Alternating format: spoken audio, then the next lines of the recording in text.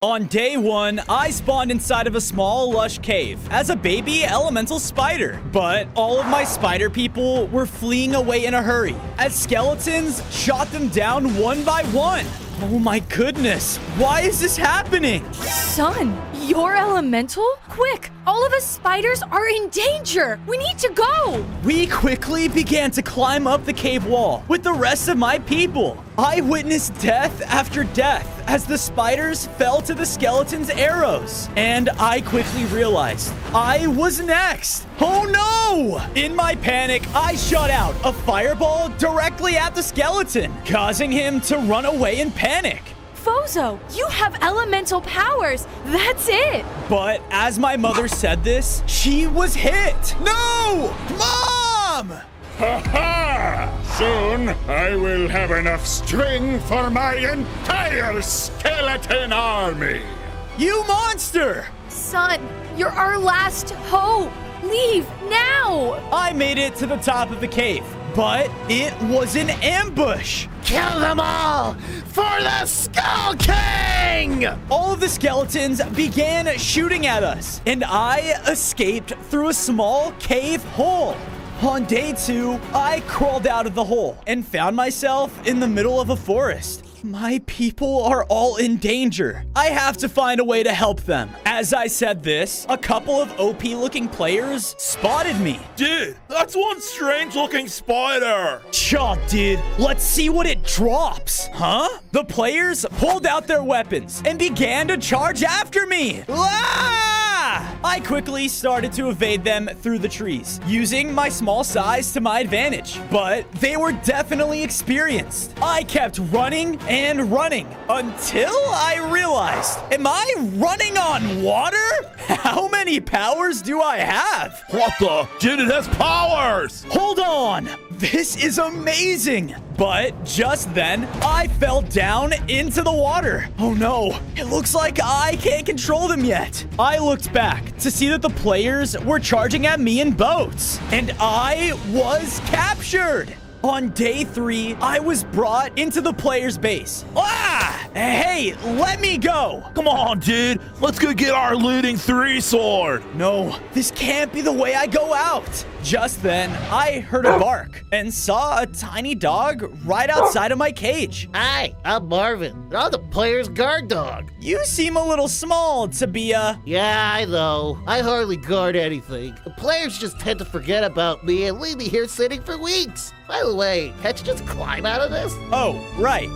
Thanks. I quickly climbed out of the pen and started making my way out of their base. But just then, the player walked back out with his enchanted sword. Oh no, you don't. They rushed out of the base after me as I climbed the nearest tree. Stop running and just die. He was swinging at me as I jumped from treetop to treetop until I came across a strange-looking web. Is it made out of fire? Whoa! I walked forward and touched it, causing me to master my fire element. I now had 10 hearts and felt the fire element was empowered within me. I feel so much stronger. On day 4, I jumped down from the trees with a newly found confidence. There's that freaky-looking spider. Get him! They charged in, but I was now able to shoot out fire webs at will.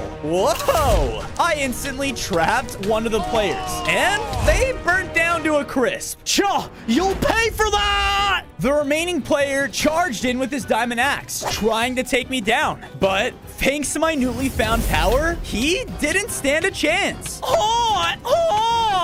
You'll regret this! That's right! Don't mess with the elemental spider! With that, I began to search throughout the player's base for any gear I could use to save my people. But as I went to open a chest, I was stopped. Marvin, you're still here? Yep, forgotten like always. Hey, it looks like you found one of the elemental webs. Yeah. Wait, there are others? Of course. There are supposedly spider webs out there in the world that each represent a specific element. I've heard they've existed for decades. They must be connected to me. If I find the rest, maybe I could be strong enough to save my people. On day 5, Marvin and I formed a team. We found a nearby coastal island and quickly got to work building up a safe place to stay. I built up a small home within a cave, while Marvin had built himself a doghouse next to the shore. Finally, I can move around. I didn't realize how much I missed that. I'm glad you're happy, Marvin. All right, now let's talk strategy. Is that a bone? Marvin sprinted out of our base. No, hey, get back here. I chased after the small dog, but I can tell he was determined. Bone! It wasn't long until I caught up to him. Aha! But there in front of us were 2 skeletons overlooking a river. Fire! They shot out a poisonous arrow in the water, killing all of the creatures inside. Good. The spider's venom worked. Let's keep upgrading our bows. In time, we will strike, and no one will be ready when we do. The skeletons all marched out of the area. What are they planning? I have to find out. I went into the water to see all of the damage they had done. This is just horrible. But just as I submerged under the water, a hammerhead shark swam up as well. You did this. What? No, it was the... Liar! On day 6, I was swimming through the river with the hammerhead shark right on my tail. Ah! Leave me alone! I was panicking, and the shark was gaining on me fast. He bit me with his powerful jaws, and my vision began to blur. I awoke on an unfamiliar shoreline, and as I did, a coral enderman teleported in front of me. Ah! What the heck? My vet has reported that you were damaging our waters. I looked over and saw that their pet was the hammerhead shark. Dude, who has that as a pet? I was then quickly teleported on top of a waterfall. Whoa, whoa, whoa, whoa! For your crimes, you shall be pushed off and killed. Wait! I wasn't the one who hurt the river. It was the skeletons. Oh, hell, why didn't you just say so? We teleported back down to safety. Phew!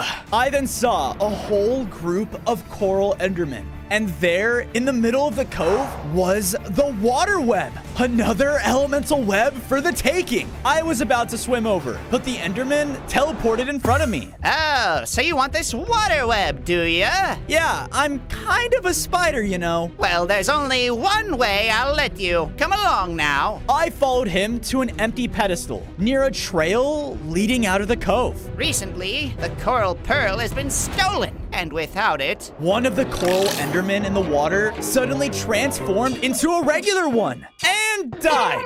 That's unfortunate. we have all started to lose our water powers, and we die if we touch water. So go out and find our pearl. Then we will let you use the web. On day 7, I followed the trail until I arrived at a flooded village. All of the villagers were walking around, looking like they barely survived an intense battle. What happened here? I felt so bad for them. So I used my fire element to turn all of the source water blocks into cobblestone. And done. Would you look at that? A strange looking spider helping us? Thank you. Of course. Hey, what happened here? As I asked this, a large splash of water erupted behind me, and there, teleporting in, was a water pillager? That's what happened! Ah! The pillager began to charge in and attack me with deadly splashes of water. Now, it was clear to me who stole the coral pearl. I was fighting back against him with everything I had, and the villager even helped out as well. Take this, you big-nosed freak! Together, we were able to take him down. Whoa! He dropped a coral map, and it leads right to their outpost. I bet that's where the pearl is. Thank you for all of the help! Take this! The villager threw me over a set of iron armor. Thanks! I quickly equipped it and followed the map until arriving at the water pillager outpost. And there in its center was the coral pearl. On day 8, I climbed my way over their wall and made it onto the outpost. Unfortunately for me, the water pillagers were occupied, building up their pillager ship. The coral pearl is for the taking. I crawled up the outpost and was able to collect it at the top. Aha! I did it! But I celebrated a little too loudly. Thief! Oh no! Before I could run, one of the pillagers ran up and hit me off of the outpost. Ah! Ah! I landed in a strange pool of water. Why is this here? Oh no. In an instant, a shark-like Ravager came charging towards me. Ah! Wait, did I just teleport out? This coral pearl is sick. The Ravager was frustrated and charged at me again. So I teleported again right out of the water. Aha! Can't get me now, can you? I looked around and saw the pillagers were surrounding me. But because I had the pearl, they transformed back into regular pillagers. Give us back our pearl! Now! No, you stole this, so I'm taking it. You don't understand. We had nowhere else to go. We took that pearl so that we can move to the ocean where the skeletons can't find us. Wait, the skeletons are after you too? Yes, they want our arrows, our crossbows, everything. I'm so sorry. Look, I need this pearl, but I just might have an idea on how you all can stay safe. On days 9 to 10, I returned back to the Coral Enderman's Cove, and all of them had transformed into normal Endermen. This sucks, man! Don't worry, guys. I quickly went over and placed the Coral Pearl down on the pedestal, which transformed them back. They were all so happy now, swimming around with joy. Marco! Hello! Yes, you actually did it! Please, go ahead. The water web is yours. With that, I swam down and touched the water web. Because of this, I grew in size again. I now had 15 hearts and mastered my water element. Sweet! It's good to see someone has been chosen to form the elemental web. The what? You are a very important spider, Thozo. The elemental web has been told as a legend for who knows how long. With all the elements, you can weave it together, and it will grant anyone with power never seen before. Whoa, good to know. With that, I left the cove and headed back to my base, where I saw Marvin on guard outside, chewing on a bone. What's up? Ha! I'm glad you were able to find a bone. On days 11 to 12, Marvin and I made it back home, only to see the pillagers from before waiting for us. It's about time. Oh, I'm glad you all made it here safely. With that, I quickly got to work, building them up their own pillager home. After that, I took the time to build up a statue of my mom to remember what exactly I was fighting for. I promise, Mom, I'll stop those skeletons. I'm glad two guard dogs can get along. As Marvin howled out, beastly plants came out bursting out of the ground. Ouch! Ah! Hey! With my fire webs, I was able to burn them back into the ground.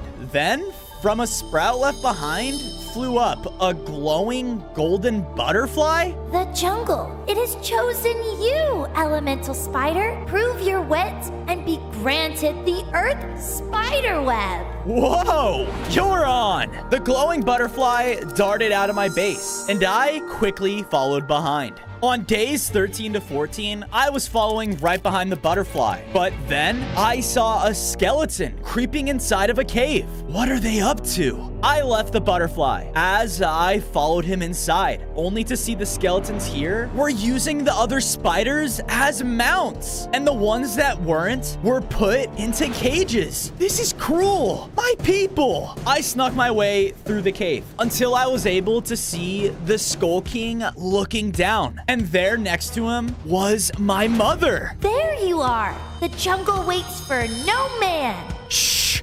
Okay. I looked back towards my people. I promise, I'll soon be strong enough to stop all of this. So I left, now filled with more determination. My king! An elemental spider was just here! An elemental spider? Follow him! My dear boy, what are you doing? I chased after the butterfly until we made it to the edge of the large, dense jungle. At the center, the web awaits. Good luck.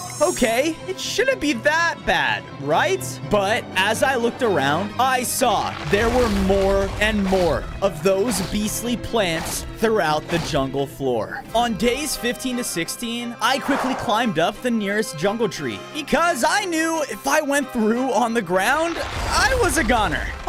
I think I have an idea. With my mastery over the water element, I can now walk on water at will. Gotta love being elemental. With this, I was able to go further into the jungle, using its river as a clear pathway. From there, I was able to make it to the center, but a fort wall blocked my path.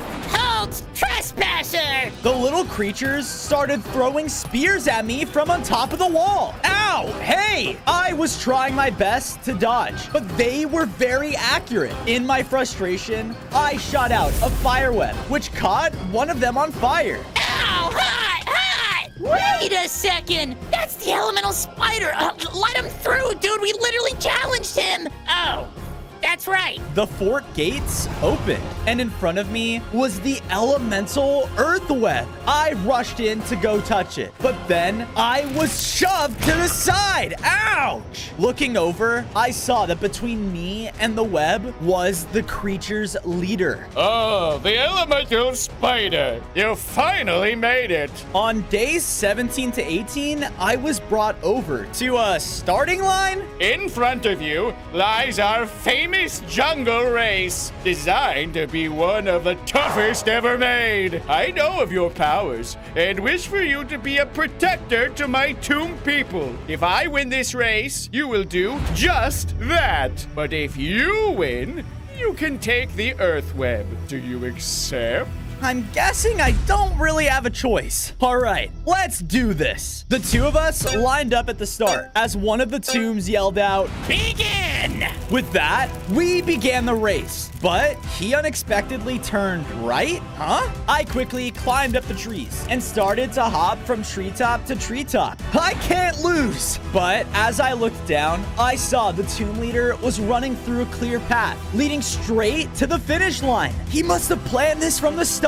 This race is rigged. I have to think fast. I tried to catch up to him and used a precise shot of my fire webs to trap him to the jungle floor. What? No! While he was trapped, I managed to cross the finish line. Yes, I did it. Fine. I am a tomb of my word. You can have our earth web.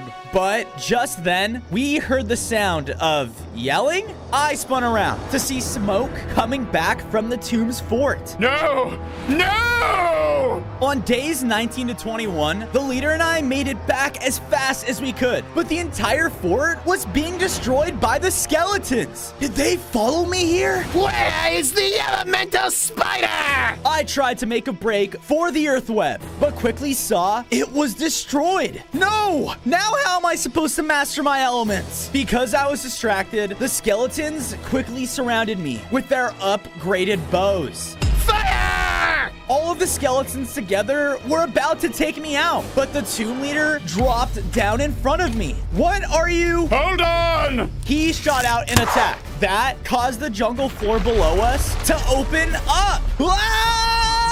Ow! Hurry! Come with me! They're going to follow! I did as he said, and we quickly escaped to the outskirts of the jungle. My people, they're all gone! Those skeletons did this! I know. I've been trying to take them down. They have my people. But without the earth web, that may be impossible now. There may be a way we can make another. Follow me! On days 22 to 26, I followed the tomb leader until we reached a strange-looking ruins. Enter here, complete the ritual, and you will be allowed to summon anything within the jungle. Whoa, thank you so much. I gave the tomb leader the coordinates to my base, and we split ways. As I went to head inside, I saw that it was shut. You wanna open this, huh? Huh? Who said that? I looked up and saw two creeper statues over the entryway. Wait, you guys can talk? Yep, we can. Now Now you have to make a choice. Pick blue or red. And whoever you choose is what ritual trial you're gonna face, okay? Oh, pick me. Pick me. Don't you just love the color blue? Don't be a sucker, man. Red is the way to go. Come on. I choose red. Ha! Suck it, Blue. That's 5 in a row. I mean, good luck. The red side of the entrance opened up. Okay, here goes nothing. I quickly headed inside until making it to an open temple room. And at its center was a jungle tree. Oh, mighty tree of this jungle, can I please have the earth web? But as I wish this, its roots spread throughout the floor. And out from them came 4 hostile tree beings. Prove your strength or die trying. On days 27 to 29, the wood beings charged in towards me. Bring it! I charged right at them as well, as we clashed at the center. They had crazy jungle and earth powers, and would use the tree's resources to their advantage. I countered by shooting out my water element at them, but it just caused them to grow? Oh, come on! You know, Blue, I wonder how that spider's doing. Ouch! Stay back! No! I bet he's fine. Now, come on, let's continue our game of I Spy. Okay, enough playing nice. I shot my fire at the beings, which dealt extra damage to them. They tried to run to the roots for more power, but I leapt up on the tree and shot at the roots with my fire webs. Because of this, the tree beings caught on fire and burnt down to a crisp. Aha! Take that! Am I strong enough now? The entire temple and tree then lit up as its voice rang out. You have earned one wish to summon anything from the jungle. I wish for the earth elemental web. Please, because of my wish, the tree itself transformed and turned into the earth elemental web. That's what I'm talking about. I walked up and touched it, which caused me to grow yet again. I was way stronger and now had 20 hearts. Whoa, I now have full control of the earth element. I wonder what I could do now. But as I said this, I was pulled into a vision. On days 30 to 32, I looked around and was now in a battle-torn village. Not only were villagers running around frantically, but spiders. And all of the friends I've made along the way were here as well. The time has finally come, and that elemental spider is nowhere to be seen. Kill them all! The skeletons were extremely powerful and were clearly going to win the fight. No! I was suddenly pulled back into the temple. Was that the future? And why wasn't I there? I can't let that happen. I walked out of the temple, and once I was outside of its doors, an arrow was shot at me.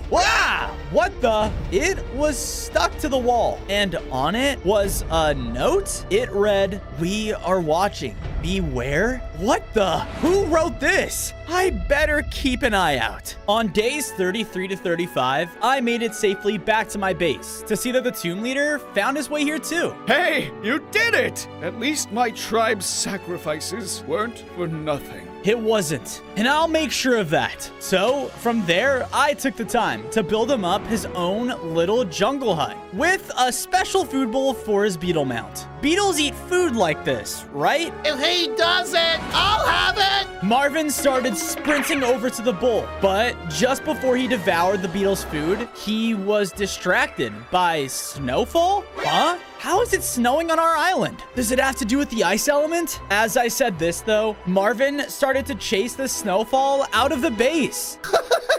It tickles. Marvin, hey, wait up. It could be dangerous. On days 36 to 39, I chased Marvin out of the base as he was mesmerized by the snow. Dude, snap out of it. I've never seen snow before. He continued to run into a tundra. Stop! In my anger, I used my newly mastered earth element to create a wall of blocks in front of him, stopping him in his tracks. Whoa! Sorry, Fozo. I don't know what came over me. Then Marvin's nose picked up on something. Huh? You smell that? That smells familiar. We followed Marvin's nose to a creepy cave deep in the tundra. I smell something similar to you in here, but my nose is pretty cloggy from all this cold.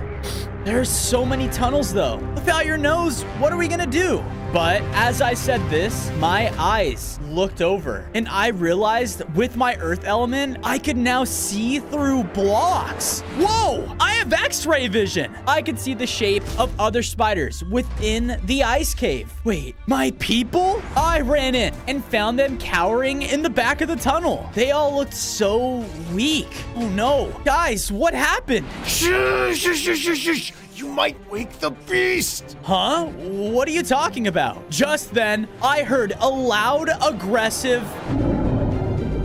That beast! On days 40 to 44, I followed the echoes until I found a cave tunnel. And there, in the distance, was a large ice beast. Thankfully, it was seemingly going to sleep. Whoa! Yeah, after we escaped the skeletons and hid here, we realized we were in its territory. It took Charlotte. Just when she got back from scavenging food, she said she saw the elemental ice web. She did? I have to save her. I started to sneak quietly throughout the cavern. Easy does it. That was when I finally saw something. Charlotte was frozen in ice. I'm here to help, Charlotte. I used my wall climbing ability to slowly navigate around the beast without awakening it. Then I quietly used my fire webs to melt the ice around her. Oh, thank you. But she accidentally walked into the fire, causing her to ignite. Oh, hot! Oh no! Because of this, we looked over and the beast had woken up. Sorry. On days 45 to 47, we started running down the frozen tunnels as the beast chased right behind us. Its massive size caused the entire cave to shake. Come on, this way! We turned down a path, and as Charlotte ran by, I shot back at the beast with my fire webs. But he was so strong, it barely slowed him down. Oh no! We continued down the tunnel, just as we were cut off by a large crack in the ice. No! The beast was quickly gaining on us. Charlotte, though, without hesitation, swung across the gap. Whoa! We can do that? Of course, silly. You're a spider first, remember? Oh, right. Just before the beast was able to reach me, I swung across the gap with my own web. Woohoo! That was awesome! Now, safely on the other side, the beast seemed very upset. No fair! Me wanted a spider eye buffet! Gross, dude. We safely made it back to the others, and everyone was so happy to see Charlotte was safe. I'm so happy you've finally risen up as the elemental spider, Fozo. Well, someone needs to stand up to the Skull King, and it's gonna be me. Speaking of Charlotte, I heard you found the ice web? Yes, but it wasn't looking too good. What do you mean? Go north, and once you see the snow golem, well, you'll know what I mean. I quickly told the spiders to head back to my base with Marvin as I followed Charlotte's directions into the tundra. Finally, I saw a small group of snow golems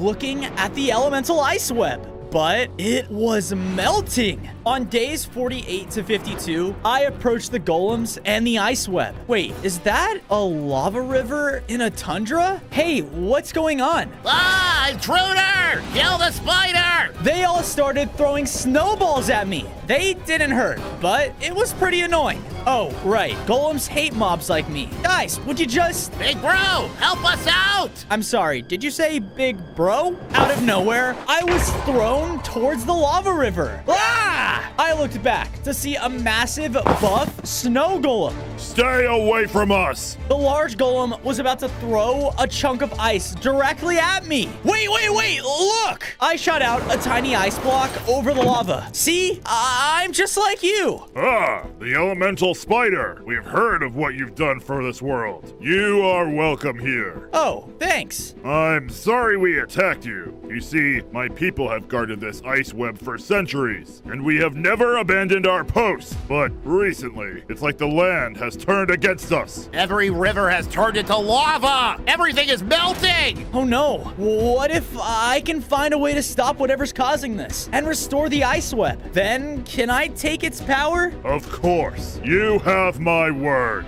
On days 53 to 56, I followed the lava rivers throughout the tundra towards their source, and there was even more melting. This can't be good. The lava flows led me up to a peak where a large lava pool was, and at its center was an active nether portal. What the heck is this doing here? As I said this, two skeletons walked up and headed inside of it. What are they up to? No, wait, focus. I have to stop the lava flow. Using my earth element, I started to pull the earth up at the mouths of each river, blocking them from their lava source. And that should do it. I looked out and shot water all over to turn the lava rivers into obsidian. Aha! Take that, stupid lava. Now, let's see how those skeletons react when I break their portal. But as I walked towards it, they came back out, and behind them was a massive wither skeleton. Here you are, Mr. Bounty Hunter, sir. Our soon-to-be ruled overworld. In hindsight, I should have closed the portal first. There he is! Kill him! The skeletons ran in, but with my new powers, I had the confidence to stand and fight. They had their upgraded bows, but with all the elements I'd mastered, I was able to overwhelm them. Aha! Finally took some of you down. That's when I realized the bounty hunter just stood there. Hi? I was given this unique crossbow and will use it to kill you! Of course. The hunter raised his crossbow and started shooting at me rapidly. Ah! I tried to get close, but the path wasn't wide enough to run around his attacks. I used my water elements to turn more of the lava into obsidian, but as I did, another one of his crossbow bullets hit me. Ah! The skeletons fear you? For what? Any last words? Yeah, I'll close your door on the way out. Huh? Big Bro launched a large chunk of ice at the skeleton, which knocked him back into the nether portal. I quickly ran up and broke it. Phew, that was a close one. Thanks for the assist. Don't mention it. On days 60 to 63, we made it back to the ice web to see that it was now revived. I never thought I'd work together with a mob like you. You may now take your reward. I ran up and touched it, and as I did, I felt its elemental power start to overtake me. Ice began to fall all around me, and the cold was starting to be overbearing. Ah! My heart! They are getting so low! I thought I was done for, but as I got down to one heart, the ice had merged within me, and I upgraded again. I grew even stronger, and now had 25 hearts, with full mastery over the ice element. Oh, yeah! My shout unleashed a new ice element out over the tundra, and because of this, it began to snow, and the nearby area was completely healed. Our homes! They're so cold and perfect.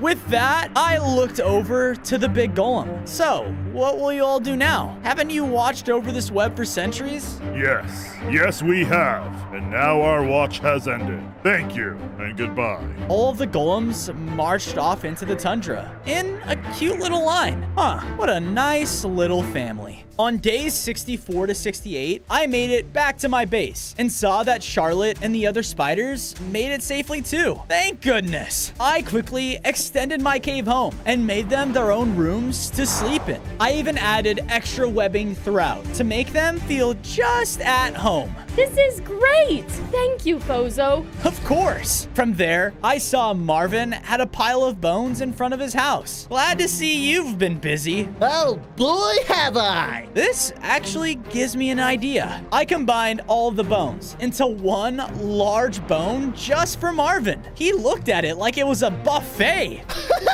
Yes! As I admired my work, I was hit from behind. Ah! But as I spun around, no one was there? And on the ground was another note. Probably from my stalker. I picked it up, and instead of words, it just had a set of coordinates. I better follow it. It looks like my #1 fan wants to meet. I traveled until finally making it to the coordinates, but no one and nothing was there. Am I in the wrong place? Just then, I heard movement in the tree line all around me, and I was punched from the side. Ah!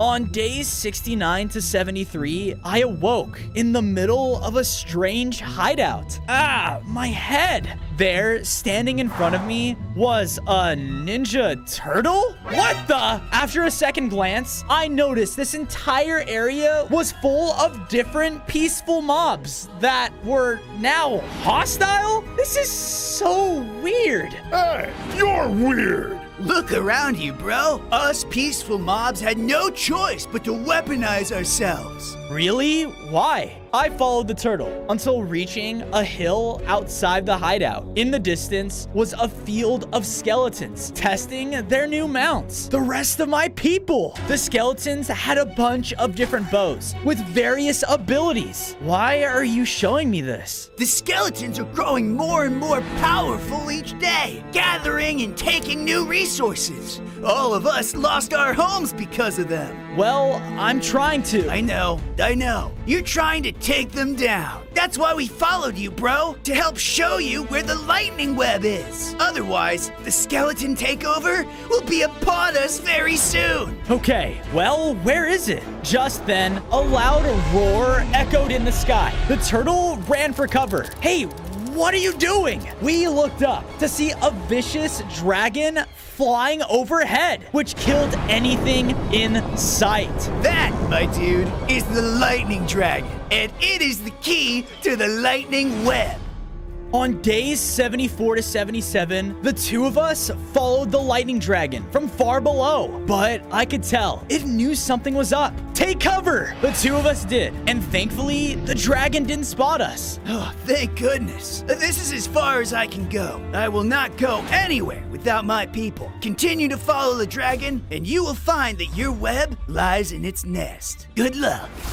No, wait! But he suddenly poofed away. Come on! I need backup! I followed far under the dragon until reaching a clearing at the foot of a very tall mountain. And there was lightning striking down all around it. His nest is up there. But how am I supposed to reach it? Or better yet, put up a fight against the thing. Just then, I heard the sound of crying. I looked over, and inside a small little hole was a crying phantom.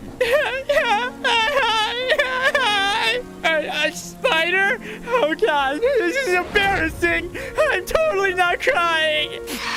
Stop lying, Ralph. You totally are. Why are you guys upset? Because we were once allowed to roam this forest's beautiful skies as we pleased. But since that lightning dragon came into the picture, It kills everything it sees, spider dude. Well, what if we team up? I want to take it down. On days 78 to 80, the phantoms flew me over the mountain. Just please don't drop me. What? Did you say drop you? Okay. No, wait! Thankfully, I landed right into the dragon's nest. And there, on the other side of it, was the lightning web. You really thought we were gonna drop you to your death? Dude, you should have seen the look on your face. Yeah, haha, good one, Reggie. Their laughter was cut short when we heard an intimidating...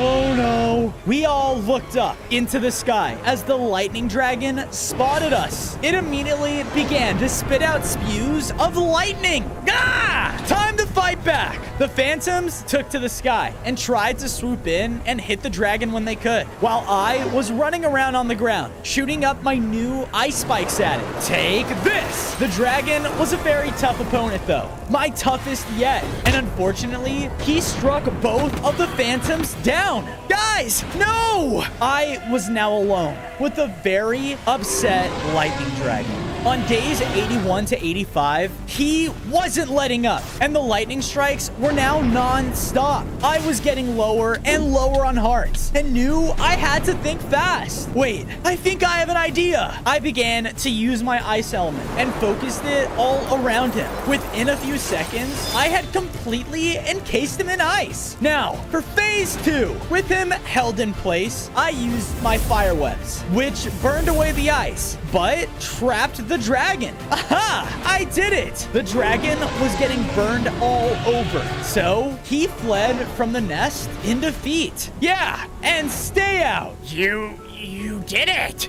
Whoa, you guys survived. Well, enjoy your free skies again. Thank you, Spider. They quickly flew up happily in the sky. And with that, I went over and touched the final elemental web. Because of this, I grew in size one final time. I now had 35 hearts and was a full-on elemental spider with mastery over the lightning element. I am so powerful. Hurrah! On days 86 to 90, I was heading back to my base when I came across a horde of skeletons and the Skull King. My king, it seems the bounty hunter failed his mission. The Skull King lashed out in rage, killing him. Can anyone do their job? Sir, we have located the elemental spider's base. Finally, some good news. We'll march out this instant. What about her? I looked over and saw that he pointed to a cage. Mom! I don't need her anymore.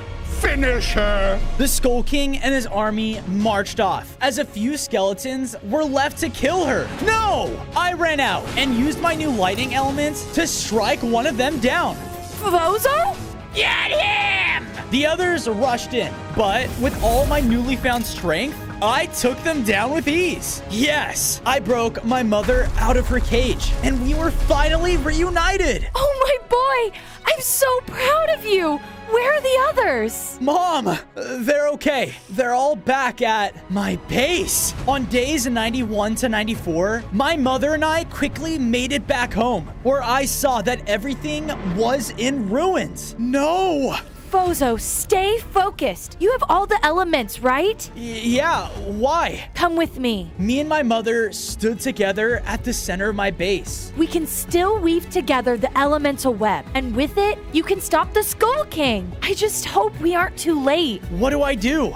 Focus on all of the elements you have mastered and weave them together as one. I listened to my mother's words and began to unleash my elements throughout the base. Elemental energy flowed around me, and it all started to weave together. I knew that all of my friends needed me. In a flash, the elements combined into a beautiful elemental web. And because of this, me and my mother grew in size and were empowered by all of them at once. Yes, Mom, look at you. You did it! Now, we just need to find where they are. I heard a distant, familiar echo. My vision. I know where they are. Time to take them down together. On days 95 to 99, my mom and I arrived at a horrifying sight. It's just like my vision. A battle-torn village. On one side was my friends, and on the other, the army. Kill them all!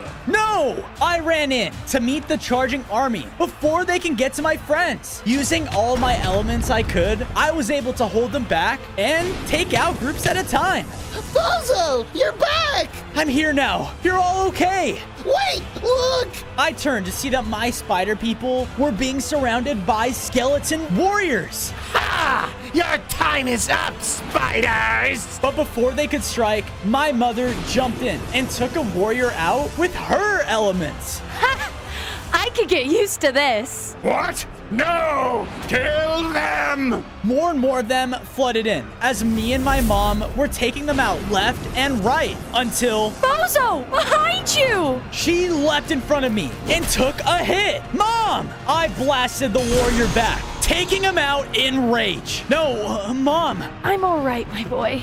just a little tired. I think I need to rest a little. We'll take care of her, Fozo, while you take care of that.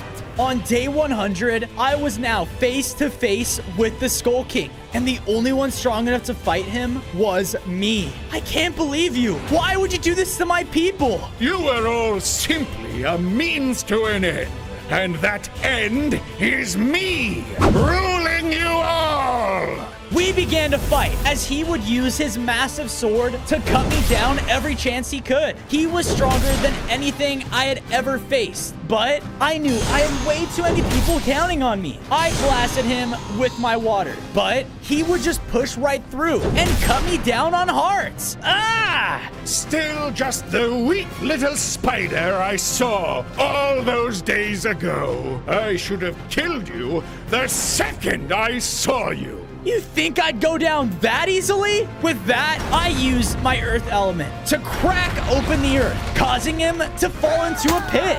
I leapt down and used the opportunity to start covering him in my fire webs. They were starting to take hold. With the one last web, I had completely encased him. No! This can't be! I focused all of my elements on one final blast that took the Skull King down. And with that, my spider people can now finally live in peace. On day 1, I was a small firefly, hurrying my way through the dark, muddy swamp. Finally back home.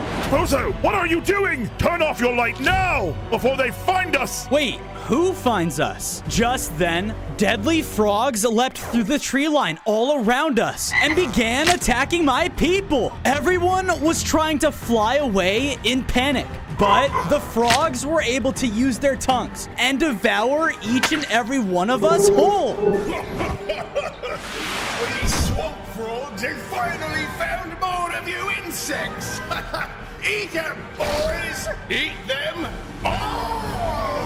From just the toad's presence, my home began to be infested by a vile, poisonous fungus. Fozo, you have broken the Firefly's #1 rule, to never shine our light, and this is why! No, I'm sorry. I can fix this.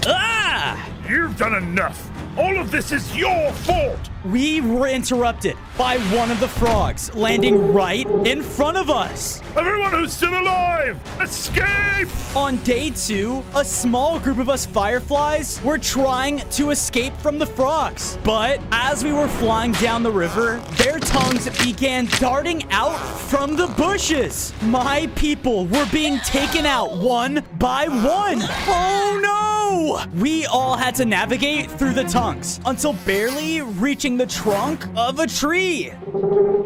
Oh no, we're still not alone. Thank goodness you guys are all right. This is all your fault. You know we are never supposed to use our firelight. No wonder everybody thinks you're weak and delusional. We're going to look for other survivors. Look, I didn't mean for this to happen. I quickly tried to follow them out, but as I left the trunk, they were already gone. A nearby campsite, though, caught my eye. Maybe they went there. On day 3, I wandered near the campsite as a human ran by excitedly. Oh boy, I got another one! Another what? I looked and saw that they were collecting different types of insects. Oh no. Guys, where did you go? This isn't funny! I passed a very large campfire and made my way towards the collection of jars. And thankfully, they hid me away from the huge humans. I turned to see an ant captured in one of the jars. Huh? Hey, have you seen any fireflies around here? What? No! I'm just surprised to see one with its light on. It's been decades! Wait, really? Do you know why we stopped using our light? As I said this, one of the humans came walking by. I barely ducked behind the ant jar in time. Whoa! I must be seeing things. Too close. All right, listen up. You break me out of this jar and get me to that picnic with that sweet, Eat pumpkin pie? I'll tell you everything I know about you fireflies. Okay, deal. I flew up to try and open the jar, but instead, I clumsily knocked it over, breaking it. That's one way to do it. Because of the noise, the humans turned and spotted us. Firefly, hurry up and get me a jar! The humans chased me around the camp with jars in hand. Ah! Stay away from me! I was doing everything I could to avoid them. Stop it! Why are you doing this? Is he talking to us? I don't know, man. Just catch the thing. And I just need to find the rest of my people. But they didn't listen and swatted me right towards the campfire. Because of its fire, I suddenly grew much stronger. What the? Huh? One of the humans charged at me with another jar, but I shot out a fireball. Ah! Hot! Hot! Hot! They frantically ran around the camp, and when they touched their tent, it caused it to catch on fire. The firefly is evil! Sorry. I turned to see the ant from before was on the picnic table, eating pumpkin pie. Ah, delicious. Okay, pal, this is the most beautiful food I've ever eaten. Yeah, good for you. Now, about the fireflies. Why did we stop using our fire? Right, come on, follow me. On day 5, I followed the ant down a spooky path in the swamp where I heard... There are frogs here? Just stay low. We're here. We walked out to a large lake with an eerie green glow. Are you sure this is safe? You wanted to know about fireflies, right? Look around. Those horrible frogs are what happened. Years ago, this entire swamp was pure beauty, especially the lake. But one day, those dirty, wart-filled frogs came in, and they brought their poisonous filth with them. They also ate every insect in sight. And with our light, I'm guessing that made us the easiest targets. But why not stand and fight back against them? Why are you asking me? You fireflies are the ones who are supposed to maintain the balance here to begin with. Wait, we were? Just then, a powerful explosion erupted in between us. Wait, is this honey? Yes, food! More ribbits began to echo in the nearby trees. We need to find a safe place to hide, and fast. On day 6, we were making our way through the vile swamp. Come on, there has to be a safe place around here. To make things easier, we got onto a lily pad to go down the nearest river. Do you hear that? It sounds like... I looked up, and it was bringing us right towards a waterfall. No! We crashed down, and thankfully, we're unharmed. Wait, what is this place? I saw a hidden terrain in the swamp. It's so beautiful. This must have been what the swamp was like before the frogs. With that, I quickly got to work, building up a home for myself. I used a jar from the human camp. I don't know where the other fireflies went, but I have to find them and show them that we can't live in fear. If they won't stand up against those frogs, then I will. After finalizing my home, I noticed that the ant had built himself his own personal anthill. And is that the honey? Of course. Food is food, dude. Can't let it go to waste. By the way, my name's Crumb. Nice to meet you, Crumb. Suddenly, another huge pile of honey splatted down onto us. Gross. Oh, sweet nectar. Okay, seriously? Where is this stuff coming from? On day 7, I followed a trail of honey left on the ground until reaching a flower forest. And there was a strange scientist bee. This stupid test! Why did it have to fail? Why? Hey, are you the one causing those honey explosions? Oh, it's just a little fly. A firefly. Yeah, whatever. So, the honey's shooting out that far, is it? That's not good. He is not going to be happy. Who's he? Just then, I heard a loud roar coming from nearby. Hey, what are you doing? Oh, would you just shut it? We looked out to see a gigantic bear closing in, sniffing the air. Where My honey! I had an idea and shot out one of my fireballs out in the distance. Because of this, the bear turned towards it and ran off. Whoa! You have actual fire powers? Oh my goodness! This could be it! Wait, what could be? You! Follow me now! On day 8, the bee led me to his hive town, nestled in the forest. Okay, look, that bear we saw, he comes here every single week, demanding for our honey and destroying everything. So, we were testing some experiments to expand ours, to fend him off and keep some for ourselves. And I guess something went wrong. Yeah. That went wrong. He pointed to the far side of the town, and there loomed a honeycomb volcano. It suddenly erupted with more globs of honey, slamming into a bee. He brought me to the volcano's entrance, and as we approached... Hot! Oh, too hot! Ignore him. Here's the deal. We used a special fire flower for this experiment. It's too hot for us to handle. But you, on the other hand... Wait, you want me to retrieve it? Fine, only because it's destroying my home. On days 9 to 10, I headed inside the honeycomb volcano, where I was quickly met with blasts of burning honey. Okay, stay calm. Looking around the area, I saw that the fire flower had completely overtaken the volcano. Testing.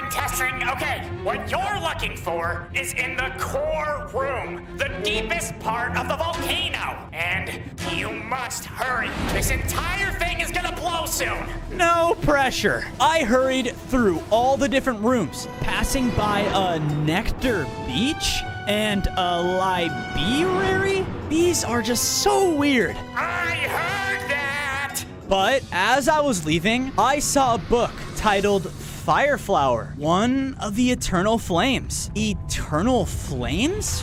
What are those? Another quake shook the entire volcano as I reached the final hallway leading to the core room. It was broken up and hot honey poured from above, and it was about to seal off the room. No, come on. I quickly navigated through the hot honey and flew under the last drop just in time. Ha! I did it! Finally, I made it into the volcano's core room. But there, the large fire flower was waiting for me. And it surprisingly looked very upset. On days 11 to 12, the enraged fire flower began to unleash its hot honey attacks all throughout the room. Ah! How do I even stop this thing? The levers! I looked out and spotted 3 different levers all around. On it, I dashed towards the first one and flipped it, causing the mouth of the volcano to begin to close. That's it. If I close that, then the flower can't shoot out its honey. As soon as I said this, an explosion of nectar hit me back, almost knocking me into a pool of hot honey. Whoa! Spotting the second lever, I unleashed a fireball, flipping it too. One more to go. But the fire flower seemed to sense what I was doing and summoned other fire plant creatures to its defense. Oh no! I flew over them as they reached out to strike,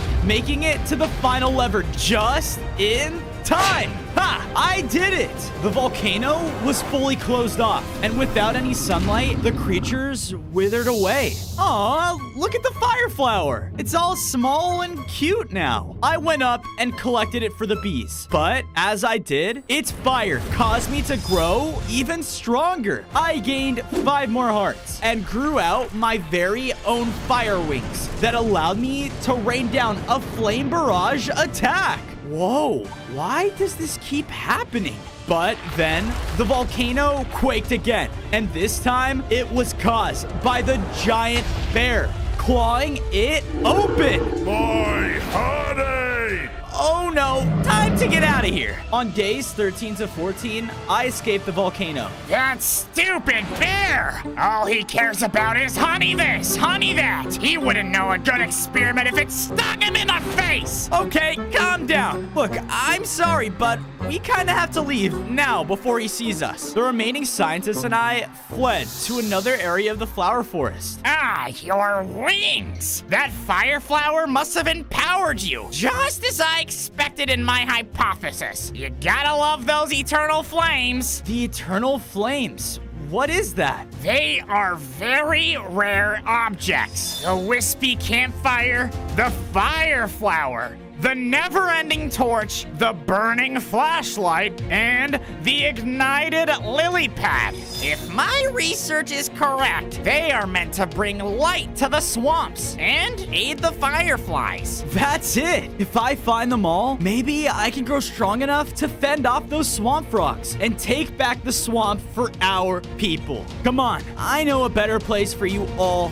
to stay. On days 15 to 16, I brought the bee scientists back to my home. Together, we built them a new beehive high up in the tree. And because of this, they began to work on a new honey laboratory in the base. Hey, thanks for that. We'll take it from here. All right, just no more volcanoes, okay? Yeah, whatever, pal. Look, if you ever need anything, just call for me. The name's Buzz. Glad you're willing to help, Buzz. Suddenly, I heard Crumb yelling out, and he was frantically hopping around the base. What's the deal, man? There you are. I've been looking everywhere for you. I was out searching for, well, food, but I saw more of your kind. Other fireflies? Yeah, but you're not gonna like where they are. On days 17 to 18, Crumb led me to the nastiest part of the swamp I had ever seen. It was covered with poisonous fungus and warts everywhere. And crawling within it were swamp frogs. You're taking us here? Do you want us to die? Oh, I'm sorry. I was trying to be a good friend and help you find your people. Yeah, right.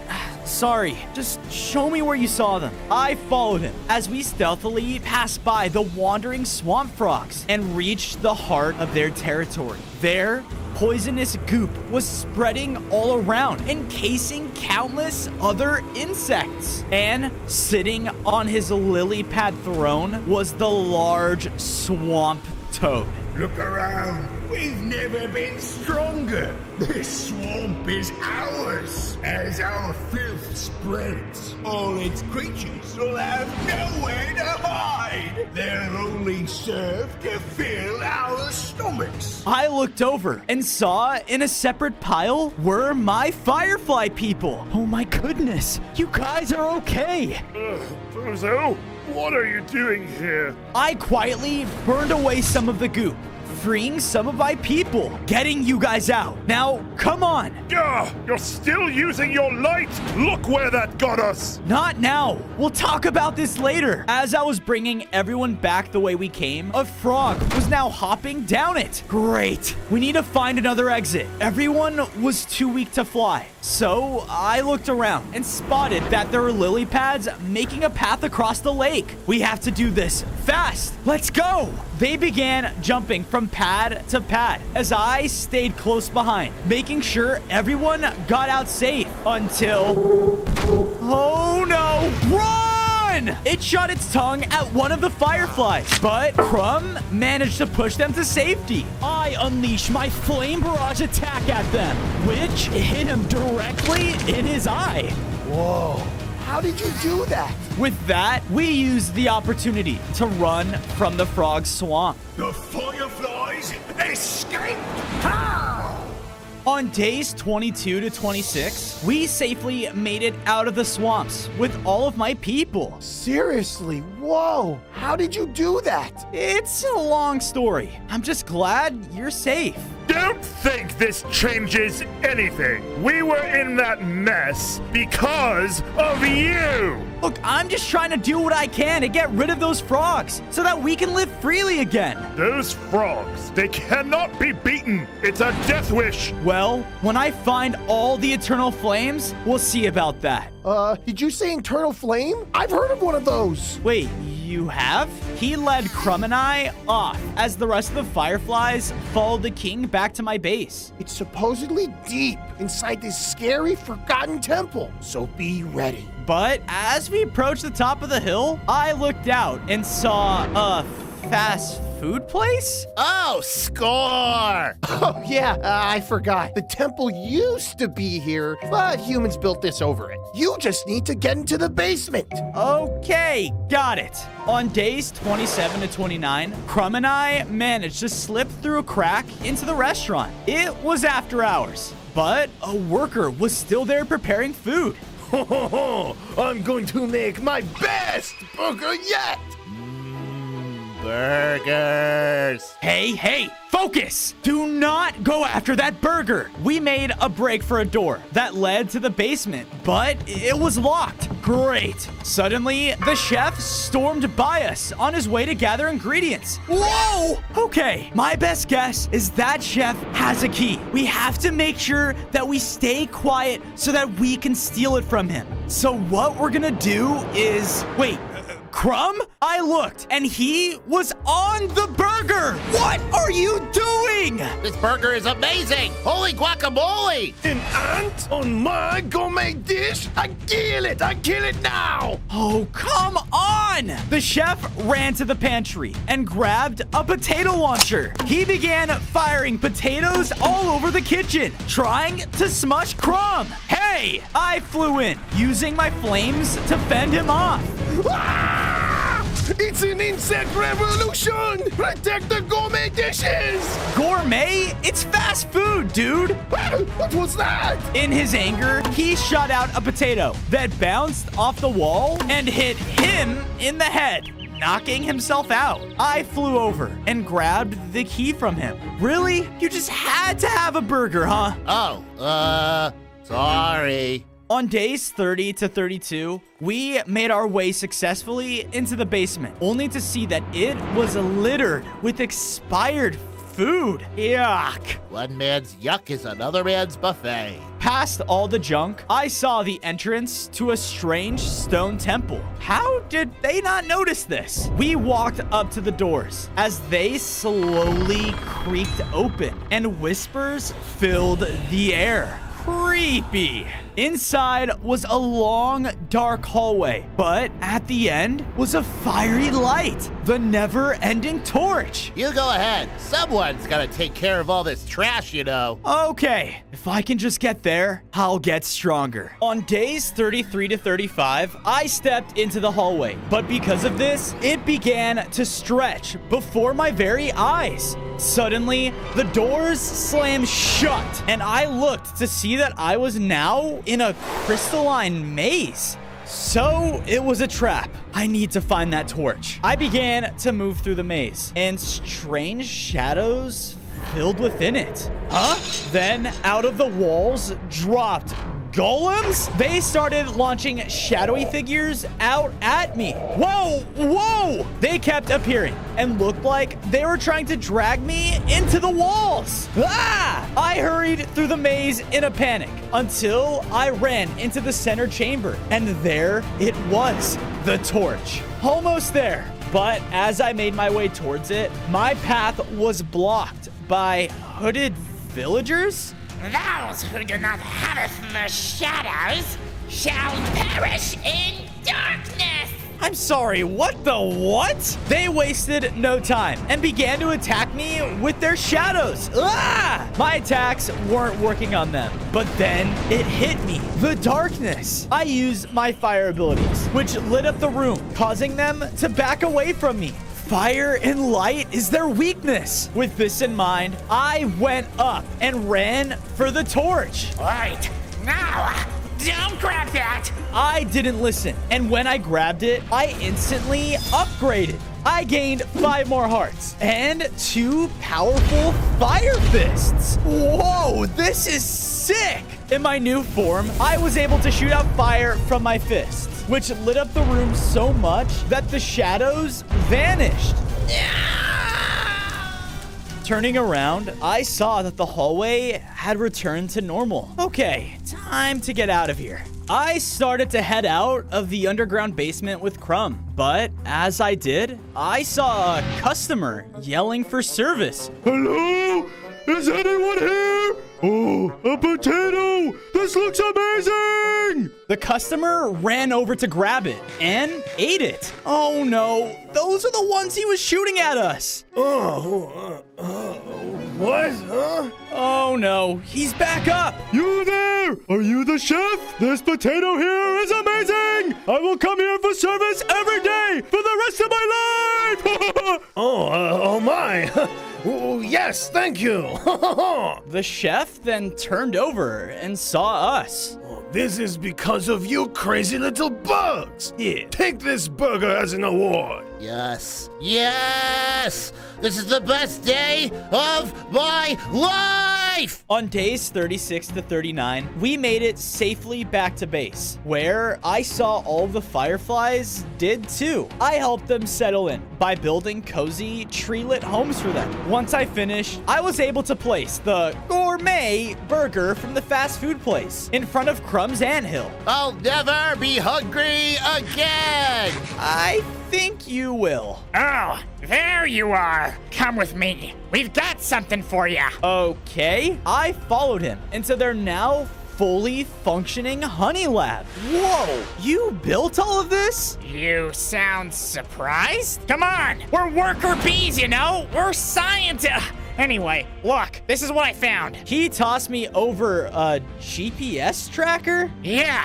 we've been looking for anything that gives off that same level of heat as the other eternal flames. There's a lot of activity coming from the area tracked on that thing. Another flame could be there. Say less. I flew out towards the area, but when I reached the clearing, I saw that it was a field set on fire. Not only that, but poisonous goop from the frogs was everywhere. Oh no, it's a trap! Before I could react though, Ranid and his swamp frogs leapt out of the trees, and I was completely surrounded. Are you that little firefly that freed my snacks? Those snacks are my people. All of the insects you're eating, you're ruining the swamp because of it. One of the frogs was about to shoot out its tongue, but... Stop! He's mine! I used the opening to fly up and try to get away, but Ranid jumped up and knocked me back down. Ah! I admire your bravery. All the rest of you kind are scared little cowards who deserve to be eaten. And with you gone, that is all they will ever be. He lunged to eat me, and I barely dodged out of the way and tried my new Fire Fist attack. But he just laughed it off. Oh, was that supposed to hurt? He knocked me back again, and I was now extremely weak. Don't worry, I'll make all your friends' deaths quick ones. Ranid then shot out his tongue, swallowing me whole. On days 45 to 47, I woke up in a gross area. Ah, my head. I looked around at my new surroundings and realized I was inside Ranid's stomach. Oh no, that's it. I'm gonna die here. Ahead of me was a green glow coming from another chamber. Gross. Is that stomach acid? Why, yes, it is. What the? Wait, a group of half-decayed insects? Ah, you guys are alive? But you're... Gross. Don't worry. In time, you'll be just like us. All the bugs who get eaten eventually do. They led me to their small camp, where there were even more of them. Hey, I'm flying here! What? I'm all the way down here. You guys all live here? So what? You just gave up? We've searched for an exit, buddy, but every path is blocked by acid. We've been trying everything. There's no use. No, there has to be a way out. Out of frustration, I unleashed a fire punch that struck one of the stomach walls. Because of this, the whole stomach shook, and the pools of stomach acid began bubbling. That's it. I have an idea. On days 48 to 52, all of the bugs began tossing their things into the stomach acid. Wait, what are you guys doing? Look, if you could use my fire to create a big boom, we could possibly force that frog to throw us up. That is gross, but worth a try. What about all of you and your stuff? We're weak and only getting weaker. We don't have much time left. This frog has taken our lives, our freedom. Please, just promise you'll do what's right and stop him, no matter what happens to the rest of us. I promise. Hey, you're the Firefly, right? The one looking for the eternal flames? Wait, how did you know? I just got eaten recently. Everyone out there's heard of what you're doing. The blazing flashlight is one of the flames. It was in my home, a dumpster in the city. You gotta find it, please, mister. Yeah, thank you. I will. And thanks to each and every one of you. Farewell, Fozo! There in the acid was the pile of their things. Here goes nothing. I struck the pile and the acid, causing the stomach to shake violently. Okay, here goes nothing. Whoa! Looking around, I saw I was high above a busy city. Humans were walking around everywhere, not paying attention at all. This must be the place the snail was talking about. Okay, I still gotta be careful. I journeyed through the streets until I finally found an alleyway with a dumpster. Jackpot! Once I flew inside, I was greeted by the view and smell of a world of trash. Yuck! I gotta stop going into places that smell this bad. As I landed, I heard voices coming from nearby. Huh? What was that? Oh no, I gotta hide. What? I swore I heard someone coming onto our turf. You gotta get your ears checked, man. Come on, hurry up. We're gonna miss dinner. The rats ran off. Wait, mobster rats? This just keeps getting weirder and weirder. I began to search around the dumpster, and it didn't take long for me to find the blazing flashlight. Yes! I rushed to grab it, but nothing happened. It's out of batteries? Seriously? Hey, buddy! Oh no. Hi. On days 57 to 59, I was brought before the rat mob boss. You come here on the day of our great cheese feast? Look, I'm sorry. I don't mean to intrude. I just need... Oh, be quiet. Get this loser out of my sight. Hey, Now, someone cut the cheese. Cheese? I looked over to see they had revealed a large blender full of cheese and the batteries. They're in there. I used my fire fists to break out and dash towards the blender. What in the world? Somebody get him! One of the rats jumped in the way, so I shot a fireball at him. But it missed and hit directly at the blender. Oh no, the machine, it's malfunctioning. All of the cheese began to shower the entire dumpster. Whoa, I'm in heaven. This cheese stuff is wonderful. I love some dairy. Is that cheddar? Sweet, sweet mozzarella. Hey, this cheese is pretty good. Bada bing. And the rats began to eat all of it. You know what, pal?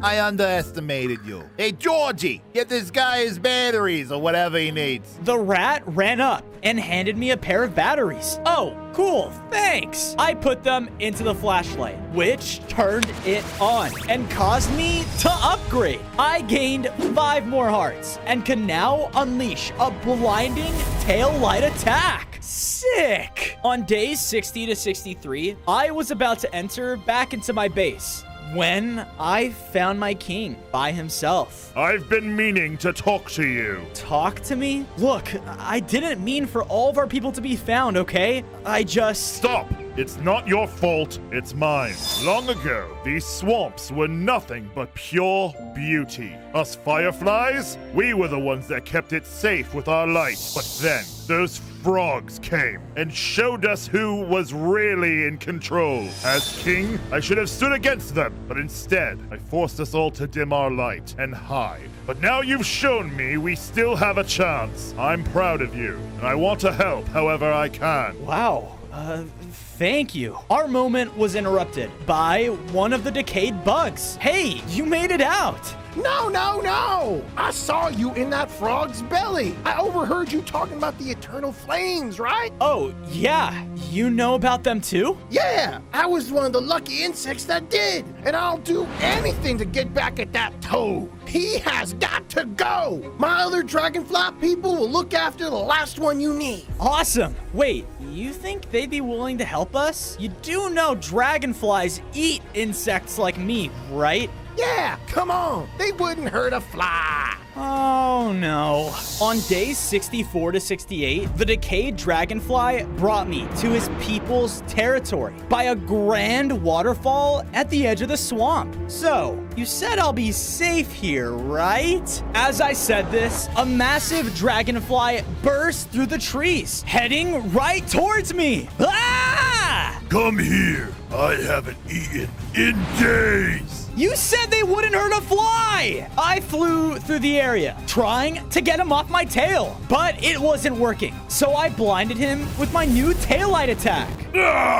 Hey, stop it! He's cool, man! Yeah, please. Listen to your friend. The dragonfly reluctantly listened as we flew to the top of their terrain, where I saw just how beautiful their part of the forest was. The frogs haven't even touched this place. Yes, and it's going to stay that way. Let them destroy everything else for all I care. Wait, what? Are you guys just gonna watch as the frogs take over? It's all of our home. Let's stay focused. We're here for the eternal flame. Right this way.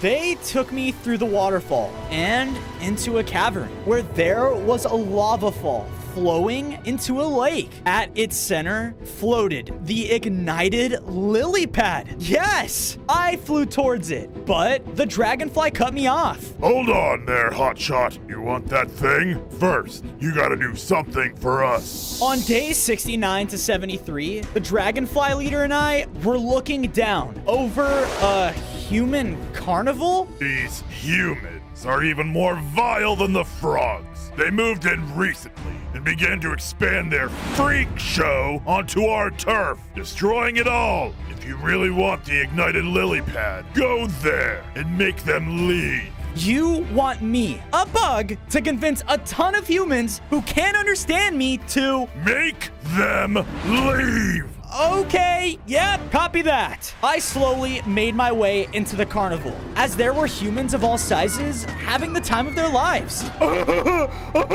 This is so much fun! Hey, this isn't so bad. But as I looked around even more, I watched as a kid started to hit a pig in its pen. It's so bad! Who wants bacon-wrapped corn dogs? Yes! Me! Oh my goodness! They're hurting the animals! I gotta take this place down. While everyone was running to the corn dog stand, I noticed a well-dressed man walking into the huge central tent. He must be the one running this entire place. A corn dog for you, a corn dog for everyone! On days 74 to 77, I flew into the central tent, approaching the ringmaster. Hey, sir, it seems your circus is... Oh no! A bug in my circus? Ah! He blasted me with a cloud of disgusting vapor. Ooh! Good thing I always keep my insect repellent on me. Haha! Now to smush you before any of those customers see. Time to go! I tried to fly away, but I was so dizzy from the vapor. I could barely fly straight. Whoa! I accidentally ran into a pile of flammable materials, causing them to burst into flames. What? What's happening? My fire burned up the ropes of the tent, rapidly spreading flames across the entire thing. Sorry. Oh, the humanity! The entire place is burning to the ground! Hey, I haven't finished my corn dog yet. Hello, is this thing on? Hello, everybody. Please remain calm. Remain... who am I kidding? Fire! Everyone run! All the humans fled the circus ground as the tent burned. Hey, you did it! You actually did it! Yeah, totally meant to do that. We then heard ruffling off to the side, only to see the dragonfly leader was eating a ton of the carnival's cotton candy. This human food is delicious. We have enough here to feed us for the rest of our lives. I'm never going back to eating insects. On days 78 to 84, I was heading back to the waterfall with the dragonflies when poisonous rain began to pour over the area. Oh no. Suddenly, in a huge burst of goop, the swamp frogs leapt in, attacking and devouring dragonflies. With you dragonflies out of the way, all of this swamp will be my eating grounds. Chaos from the battle was all around me as one of the frogs leapt in to attack. Hi-ya! But then Ranid spotted me. You're still alive? How? Oh, what? Are you not impressed anymore? Do you realize it was all your fault that we found you fireflies? And they were a nice meal. He lunged at me as we began to fight. I tried to blind and burn him with my abilities, but he pushed through every attack until slamming into me, sending me through the waterfall. Wait, the ignited lily pad. I really will enjoy eating you.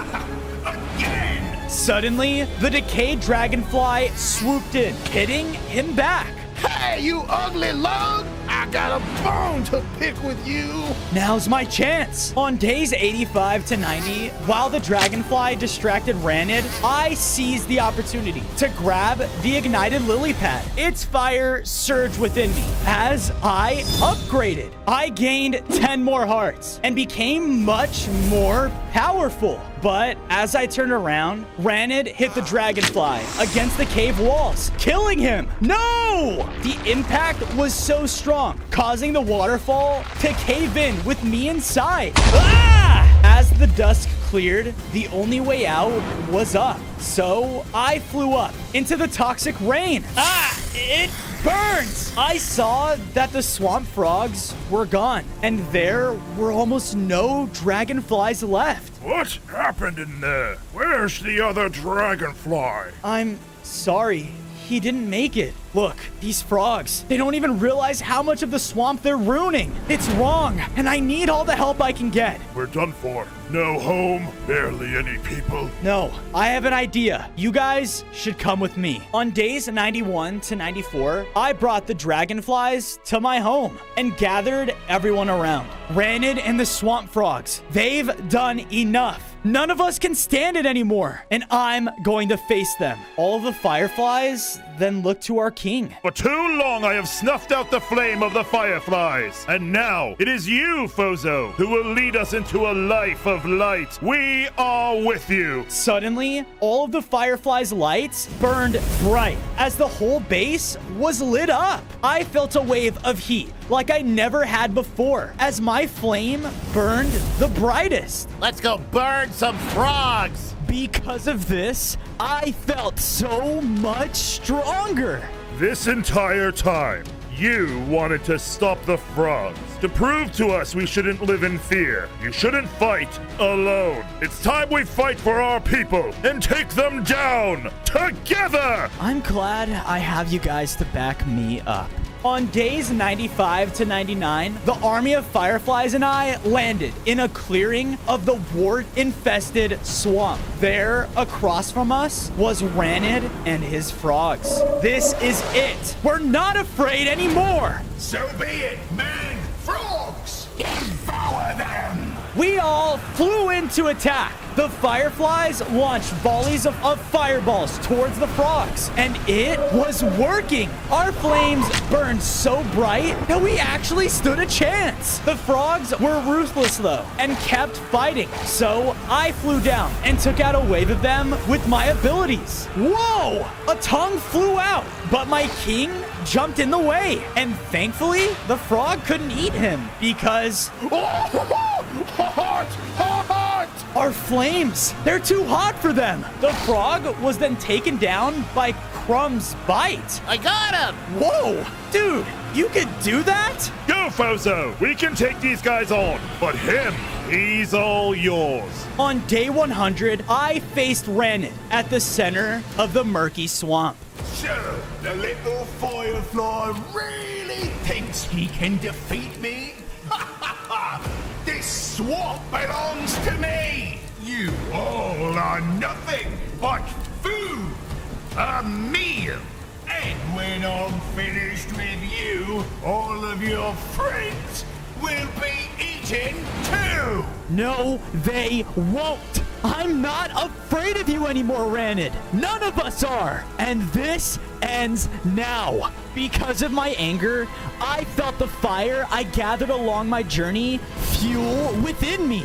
Ranid launched his massive tongue at me as the fight began, and I dodged around the air, hitting him with everything I could. You'll need more than that to beat me! He leapt up and slammed into me, sending me to the ground.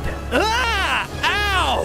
As I said from the very beginning, you insect, you and your tiny little friends never stood a chance! Ranid was about to eat me whole, but I unleashed my fire fists and was actually able to push him back now. Each strike weakened him further and further. This is for all of the innocent creatures you've eaten. This swamp is our home. I then summoned the strength of my new ability, a beam of firelight, which shot down right onto Ranid. No, this can't be! The beam caught up to him and engulfed him in flames, ending him for good. With that, the swamps were freed, and all of us innocent creatures could now finally live in peace. On day 1, I spawned as a baby poison scorpion, and my desert home was heavily under attack. Mom, where are you? Scary witches were running through my home, taking down any scorpion they could find. Keep taking their poison. Agatha needs it. Yes, I do. Kill them all with their poison. We will make this world's deadliest potion and be in control. What? I ran for my life, searching for my mother. The witches were much stronger than any of us and killed my people with a single hit. Son, there you are. Agatha found us. All of us are in grave danger. You have to get out of here now. A witch then teleported in, separating the two of us. No! Leave, Bozo, now! On day 2, I escaped from my scorpion home with another survivor. No, our people are in danger. All we can do is run and hope those witches never find us. What? We can't just... But I was quickly interrupted by, Run! The two of us ran through the desert floor, searching for cover. But unfortunately... Score! I found myself a real treat here. Yeah, me too. Huh? I turned around to see another bird flying straight towards me. Oh no! Thankfully though, I was able to sting him with my poison. Whoa, I have poison abilities. But both of the birds were now angry and turned towards me. Oh no. Ah! Both of them were chasing after me overhead. I'm gonna eat ya. Stay away from me. Finally, though, I was able to stumble across an abandoned building. With nowhere left to go, I made it inside just in time. Nowhere to run now! Great. Now what am I supposed to do? I turned around and saw a mysterious-looking artifact. It was completely abandoned and left behind here. What is this? Confused, I grabbed it, which caused my body to grow. I now had 10 hearts, felt way stronger, and my stinger was sharper. Whoa, this artifact must be special. I better hold on to it. Leave me alone! What was that? I walked outside, only to see a sad little lizard being harmed by the birds. Hey, leave him alone! I charged in with a newly found confidence. Because of my new upgrade, I now was able to shoot poison attacks at my enemies. Take this! What the? He can shoot poison, dude! What? Yeah! Can't fly away from this now, can you? The birds tried their best to hit me, but couldn't handle the poison. Fall back to the nest! We're gonna need backup. That was a close one. Thanks for the save. Don't mention it. But suddenly, I began to float up. Whoa! A magical golden aura surrounded me and quickly dropped me back down to the ground. Whoa! What was that? Wow, you found one of the desert's lost relics? Do you mean that shiny artifact thing?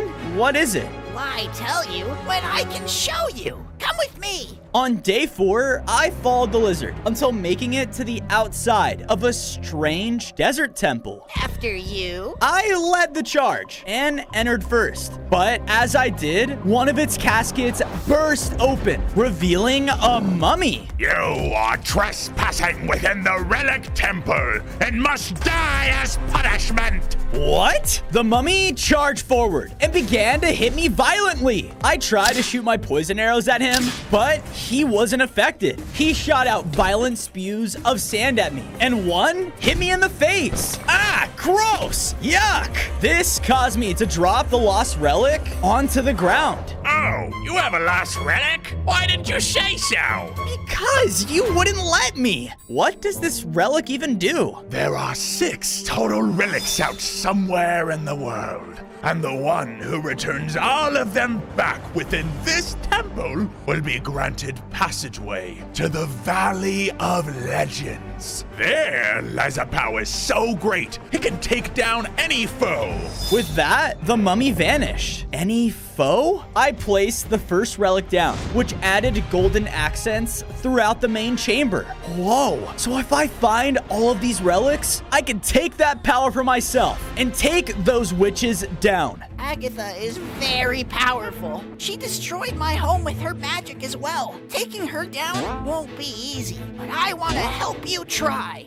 On day 5, the lizard and I formed a team. Knowing I would come back to this temple often, I decided to build myself a safe place to stay next to it. I wanted to theme it around a scorpion, so I even added a stinger to really scare away any trespassers. Looking sharp, I looked out and saw the little lizard had made himself a nice lush home as well. My name is Connor, by the way. Nice to meet you, Connor. But just then, a reckless player ran in between the two of us.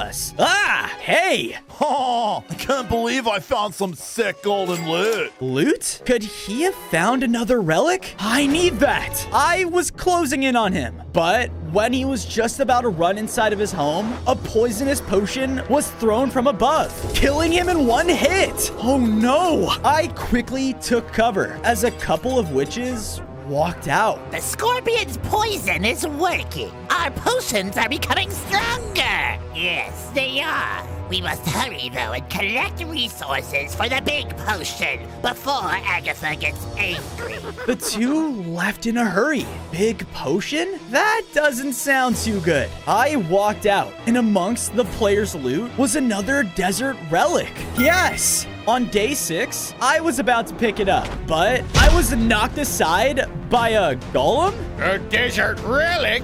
Maybe this can solve my problems. Oh, no, you don't. That's mine. I ran in to sting the golem, but he quickly smashed down onto me. Ah! You will regret that. My vision quickly blurred. Oh, where am I? I looked around and was now in the middle of a western town. All around me were different western villagers who all seemed to be aiming at me. Fire!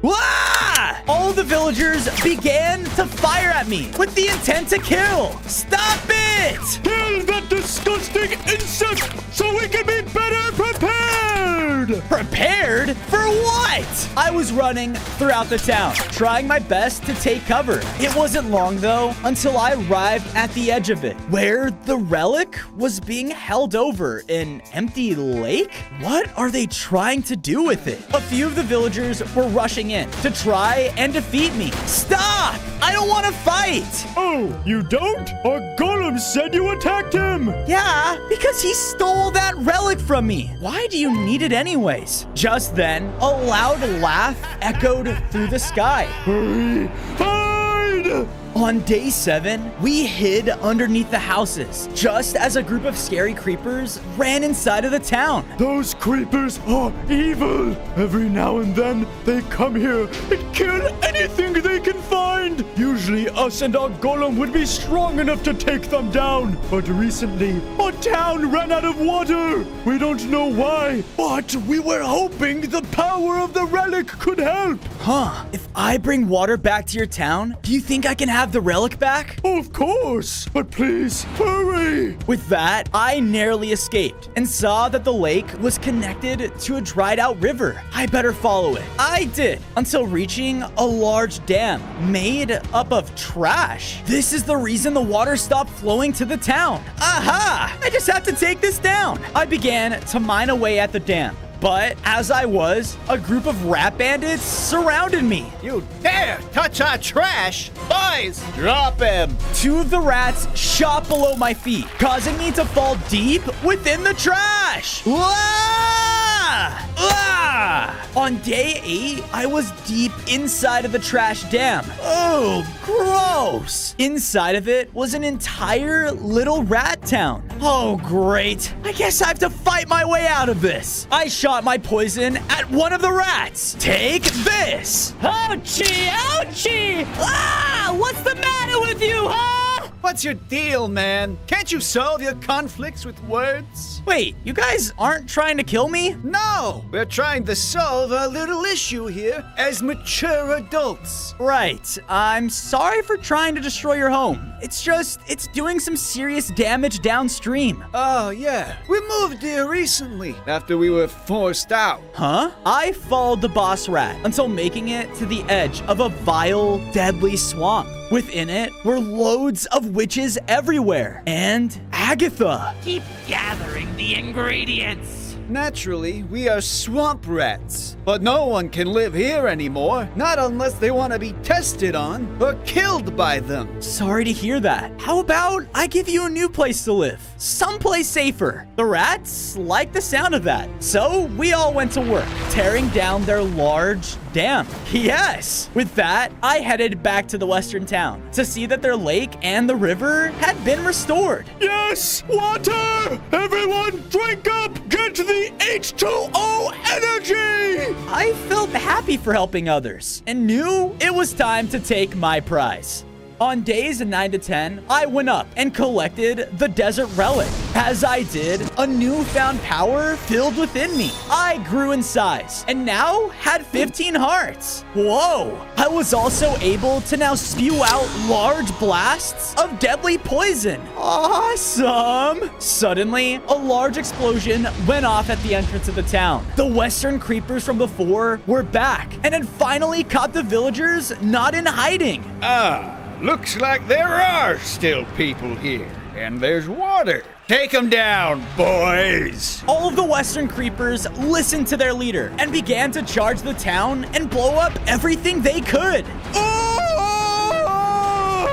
The villagers looked replenished, though, and put up a fight against them. I could tell, though, they definitely needed the help. Hey!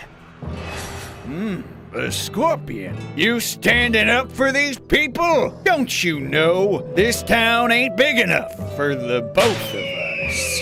Dude, what are you even talking about? Let's just end this. The main creeper charged forward and began to blast at me with heavy explosions. But with my newly found powers, I blasted at him with my poison, which defeated him. The boss is down! Run! All the other creepers from there left, and I saw that their boss had dropped a treasure map. I bet this is worth holding on to. You saved us! Thank you so much! Yeah, don't mention it. On days 11 to 12, I returned back to the Relic Temple and found the swamp rats there waiting for me. Yeah, this place looks a little too clean, don't it, boys? Yeah, and it'll stay that way. I built up the rats their own little trash can home where they can keep all of their junk inside of. And done. Thank you so much. I see you're trying to find the Valley of Legends. How brave. Brave? Yeah, no one in their right minds would dare go there. I heard it's being guarded, watched by something fierce. Anyways, I bet you'll be fine. Yeah. I went inside of the temple to place down the second relic. And as I did, the entire room was transformed, now being accented with redstone. I'm one step closer. But just then, Bozo! I ran out, only to find Connor freaking out. Look, we're being watched. I looked over as a black cat jumped down from the nearby tree. A free poison scorpion. Agatha will be pleased to hear this. Wait, no! I chased after the cat, knowing if it reached Agatha, I was done for. Thankfully, though, I was able to corner it. Oh, no, you don't. I brought it back to my base and built up a prison to keep it inside of. I will get out of here, and when I do, it's all over for you. Dude, can't you see what Agatha's doing is wrong? No, but in time, you'll see that all your efforts are for nothing. Yeah, well, you're the one in the cage. I gotta find those other relics before Agatha does whatever she's planning. I pulled out the treasure map from the creepers and started heading that way. On days 13 to 14, I followed the map's coordinates until making it to a coastal biome. Man, it feels like a paradise here. Okay, so the treasure should just be right under my feet? Let's dig. I tried to mine the block under me, but as I did, the ground itself began to lift. In front of me emerged a large beach turtle. Huh, did you just try to mine me? Sort of? I was told there was a treasure here. Treasure? Nope, no treasure, just me. Great. I guess a desert relic isn't here then. Oh, you're looking for a desert relic. I know where one of those are. You do? Yep, I can show you. But first, you have to do something for me. Okay, and what's that? My back has been super itchy. Scratch it for me, and I'll take you there. In a burst of speed, the turtle slammed down onto the ground in front of me and caused me to launch up in the air. Wait a minute. Am I on your back? All you want me to do is scratch it for you? Okay. I made it to the center tree and was about to scratch it when a couple of slimes jumped out. Gross. I think I know why your back's been so itchy. The slimes charged in, seeing me as a threat to their new home. I was killing them left and right though, because my poison was super effective against them. Take this. Ouch! What are you doing back there? Sorry. I then saw all the slimes were coming from a source slime pile. I gotta take that down. I ran over, and with that, I was able to sting the last one and take it down. From there, I went over and itched the turtle's back. Oh yeah, that's the stuff. Woohoo! Whoa! I feel so much better. Now come on, I'll take you to that relic. On days 17 to 18, I followed the turtle until arriving at a mysterious ravine. Deep within it, I saw an ominous entrance that stuck out like a sore thumb. One of the desert relics is in there. Sweet. I walked within, and sure enough, there it was. Woohoo! I grabbed it excitingly, but as I did, I was pulled into a strange vision. Wait a minute. After a second look, I saw that I was within the Valley of Legends. Sick! I mysteriously walked forward, and in front of me was the powerful-looking Poison Oasis. Whoa! Is this what'll grant me unlimited power? The poison in this must be intense. Just then, an intimidating shadow flew overhead. What the? I turned around, only to see the eyes of a deadly beast. Whoa!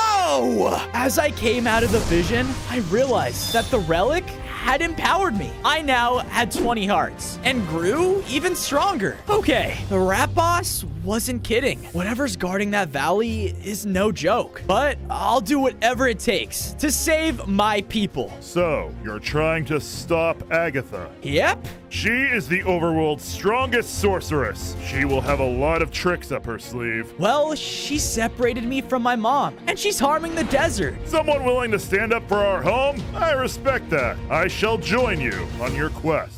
On days 19 to 21, I made it back to base with my new ally. I went to work and made him a home right next to the river to enjoy the view. Thank you. Don't mention it. From there, I went inside of the temple and placed the third relic down, which caused it to transform again. Whoa, it's starting to look really great in here. I walked outside and was astonished to see another scorpion? My family! Yep, I found him just wandering around. Finally, another one of my people. I've been searching everywhere for you. Do you know where the rest of us are? Actually, yes, I do. Come follow me. The scorpion walked off in a hurry. I followed after him until reaching the entrance of a poisonous cave. Whoa! Once inside, I found a group of other poison scorpions, but they were all in a cage? What the? No! Don't trust it! What? I turned around to see that the scorpion I was with was secretly a witch. The potion wore off just in time, and you fell right into my trap. On days 22 to 26, the witch charged in towards me. Normally, I would be stronger, but her potions were at a whole different level. One splash potion of harming brought me down to half of my health. I gotta be careful. I knew I couldn't let my people down, so my anger boiled up within me. Take this. I splashed into her with my new venomous claws, with a hit more powerful than I have ever done before. Agatha is preparing a potion like you've never seen before, and all will fall. Scary. With that, I freed my people. But where's my mom? Agatha has her directly, along with a lot more of us. No, she's gonna pay. Not sure what your game plan is, but I know there's a poison shrine within the nearest mesa. Us scorpions used to visit it all the time. Maybe that can help you somehow? Huh, it's worth a look. Thanks. I sent the scorpions back to my base while heading for the nearest mesa. Is there a poison shrine around here anywhere? Anyone? Are you talking about that super scary and ominous poisonous looking entrance? Yep, that sounds about right. Well, it's just over there. I followed the llama's directions, and sure enough, there it was. Sweet. Maybe this shrine will have something I need. On days 27 to 29, I entered inside of the shrine's main chamber, and there waiting was a large poison-infused bear. I am this temple's keeper, and I can sense the poison within you. Yep, I'm on the hunt for the desert relics. Would you happen to know where they are? Just then, a platform dropped down to show one of the relics was within the shrine. But after a second look, I noticed that it was locked. Within this shrine lies a key to unlocking the relic, but it is nearly impossible to catch. I'm sorry, did you just say catch a key? As I said this, some loose gravel fell behind me. I turned around to see the key that the bear was talking about was alive? Later, loser! You'll never catch me! Hey! With that, I ran through the hallways, following where the key ran off to. I was now in a room with multiple hallways to choose from. Great! Here, key! Come out and play! No! Ah! There you are! Get back here! On days 30 to 32, I was chasing after the annoying key, but it was very fast. Lay off, bud! You'll never get your hands on me! Stop making this so difficult! I chased him until reaching a chamber filled with parkour. The key knew this place inside and out and was already halfway across the platforms. I have to outsmart him somehow, but how? I looked to the left and saw a room full of different loot. Okay, there has to be something in here I could use. Within one of the chests was an ancient ice staff. Whoa, let's test this bad boy out. Using it, I was able to make an ice bridge straight across the parkour. What the heck, dude? That's cheating! Yeah, well, I don't really care. The key and I both made our way inside of the shrine's library, and as soon as I had a clear shot on him, I blasted him with the ice staff. Aha! Take that! No, impossible! You suck! I believe you suck. You're the one that got caught. Now, come with me. On days 33 to 35, I made it back to the poison bear and gave him the key. I hate you! Yep, this is the right key, all right. Go ahead, use it to open the relic. I listened to the bear, and with the key, the lock vanished. Yes! Because of this, I grabbed the desert relic, which caused me to grow stronger once again. I now had 25 hearts, grew larger in size, and felt way more powerful. Whoa, this feeling will never get old. Oh, and I can keep this staff, right? Yep, sure, I guess so. Awesome! I was about to walk out when the shrine's ceiling burst open, revealing Agatha. Oh no! Another ingredient. Leave this place now! But Agatha didn't listen and summoned a crazy amount of power that in one blast killed the bear. No! She collected his poisonous essence and floated over the shrine. Our largest poison potion is almost complete. Everyone will fall, and I will be superior. No, you won't! I was blinded by my anger and shot poison right at her. Ah, wait. A larger poison scorpion? You are just what I need. Agatha blasted straight towards me, easily bringing me down to 1 heart. Ah! Knowing I had no other choice, I used my new ice staff to form an ice wall between us. With this, I was able to get away just in time. On days 36 to 39, I made it back to base and saw that my scorpion people made it safely too. Thank goodness you guys are all safe. Oh yeah, thank goodness. Ah! I jumped back frightened. Wait, you're here too? You little hitchhiker. What? Come on, man. Did you expect me just to stay there with the dead bear? All right, good point. You can stay. With that, I built up the other scorpions their very own stinger homes as well, and even added a little key-shaped home for the obnoxious key. I then went up and placed down the 4th relic, causing a ton of emerald blocks to cover the room as well. Sweet. Only 2 more to go. But how do I find them? Well, you could just use the scarab compass. Huh? You know, the scarab compass connected to each of the desert relics. It's a pity you don't know where it is, though. Let me guess. You do. All right, what do you want? My freedom, of course. If I bring you to the compass, you let me go. You can't be serious. We can't just let him walk. How do we even know he's telling the truth? Connor, I think it's worth the risk. On days 40 to 44, I went with the cat as he led me to a creepy sand forest. So, the compass is here? Mm-hmm. And by the way, the name is Whiskers. Ah, suiting. Nice to finally meet you. Shh, look. We looked out to see an old ruined tower in the forest that was covered in flying bugs. Whoa, they're huge. Why do you think no one's ever found the desert's lost relics so easily? Good point. So, what's the plan? You cause a distraction, and I grab the goods. Okay, I'm trusting you. I ran to the other side of the tower and cut down one of the trees with my claws. This caused a loud noise that attracted all of the bugs' attention. Yes! Uh-oh. Ah! Stay back! Stay back! You almost got it! I looked up and saw Whiskers at the top of the tower. Almost, and got it! Nice! But then, one of the bugs was quickly approaching behind him. Watch out! Whiskers was then thrown off of the tower. No! Whiskers was about to slam into the ground when he landed completely unharmed. Oh yeah, almost forgot. Cats don't take fall damage. But then, all of the bugs descended on him because he had the compass. Hey, stay away! Ah! Because I was hit, I unleashed a new toxic pulse attack, taking them all down.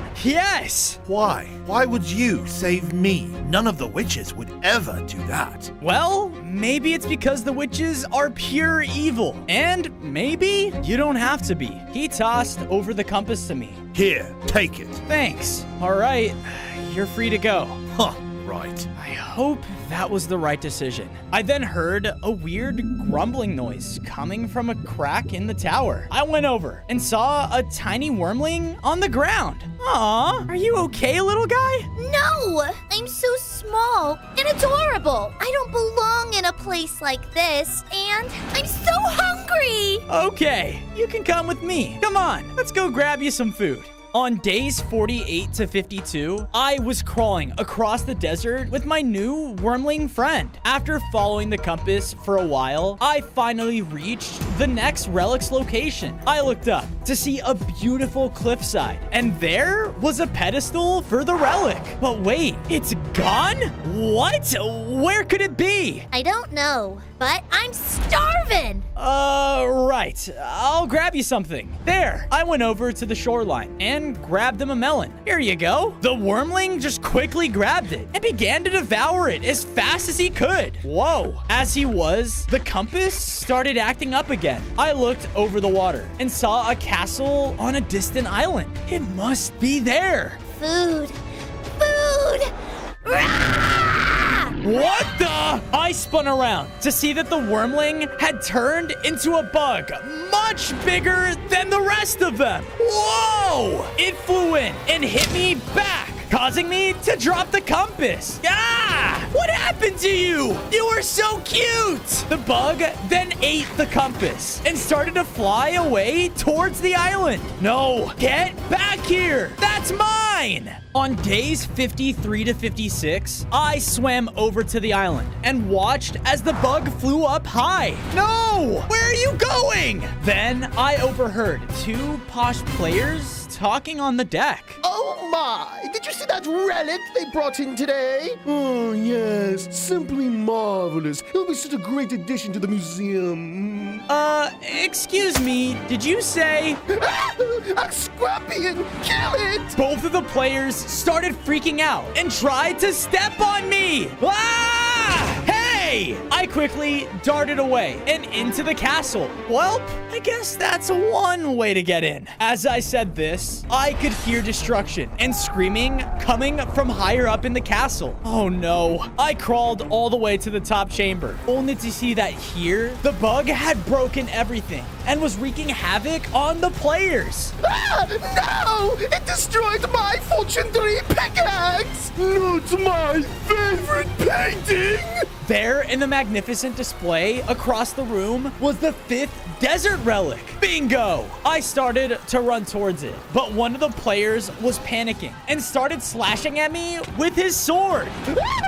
I'm too rich to die! Dude, I get it! You're rich! Knock it off! I stung him with my poison, sending him crying away. But because I did this, the bug noticed me and flew in to attack. Oh, come on! The massive bug hit me back, and I was now super low on hearts. On days 57 to 59, the large bug was hovering above me. He's going to kill me. No! But before he could charge in again, I saw Whiskers. He leapt down and started slashing into the flying bug. Whoa! I joined him in his attacks, and with our strength combined, we were able to take the big bug down. Aw, man. Why did it have to turn evil? Why? In the midst of the destruction, I saw that it dropped the compass. I'll be taking that back. Hey, you came back. Yeah, I thought about what you said, and you were right. I'm joining your side. Sweet! I went over and collected the desert relic. Because of this, I began to upgrade again. I now had 30 hearts, grew even larger, and gained the ability to shoot out toxic spikes. Sweet! We should probably get out of here. Yeah, you think? Once we safely made it far away from the island, Whiskers and I were passing by the Vile Swamp when we saw Agatha and her witches around a large cauldron. Yes! All the ingredients are there! The countdown begins! We must find the perfect place to drop my potion. Go out, my witches, and search! Oh no, we have to find that final relic, and fast! On days 60 to 63, I made it back to base with my new friend Whiskers. I got to work and built him up his own fancy cat house with a ball of yarn to go with it. This looks awful. I love it. From there, I went inside of the temple and placed down the 5th relic. As I did, the room upgraded once again, but now in front of me was a map, and it was locked. I'm guessing if I bring the final relic here, that map will take me right to the Valley of Legends. Wow, look at all the progress you've made, Fozo. You're making all of us so proud. Agatha is going down. I hope so. I better find that final relic soon. If not, her potion will be done before I even get the chance to stop her. With that, I pulled out the Scarab Compass again and followed its tracks. But to my surprise, where it pointed me to was my old Scorpion home, the one I spawned in all of those days ago. The final relic is here, but where? On days 64 to 68, I searched around throughout the destruction, trying to find the relic. The compass was going crazy, and no matter where I looked, I couldn't seem to find it. It's just pointing in all different directions. It's almost like I'm on top of it. Just then, I heard a loud... Huh? I turned around to see the same 2 birds who chased after me when I first spawned. Well, look who we have here. That tiny baby scorpion who escaped our grasps. Yeah, it's time you learned your lesson, and it's time you die! Hi-ya! What he meant to say is, it's time to make amends. Please don't hurt me! I won't hurt you if you help me. There's supposed to be a desert relic here, but I can't seem to find it anywhere. Oh? Have you checked the spider cave? Spider cave? I can show you, as long as you don't kill me. I followed the bird until reaching a cave entrance near our home that led deep underneath it. But it was blocked off by a doorway and a hopper. I've killed, messed with a lot of spiders back in my day, and they all came from here. He threw a web into it, which made the entrance open. All right, you can live, but I better never see you again, all right? You got it! Thanks for not killing me! Let's see if the final relic is here. On days 69 to 73, I traveled through the long and scary caverns. It was full of ominous whispers and spiders. Okay, stay calm. I'm a scorpion. I got this. Once in the main room, my compass started to go crazy again. But in front of me was just a large tunnel of darkness.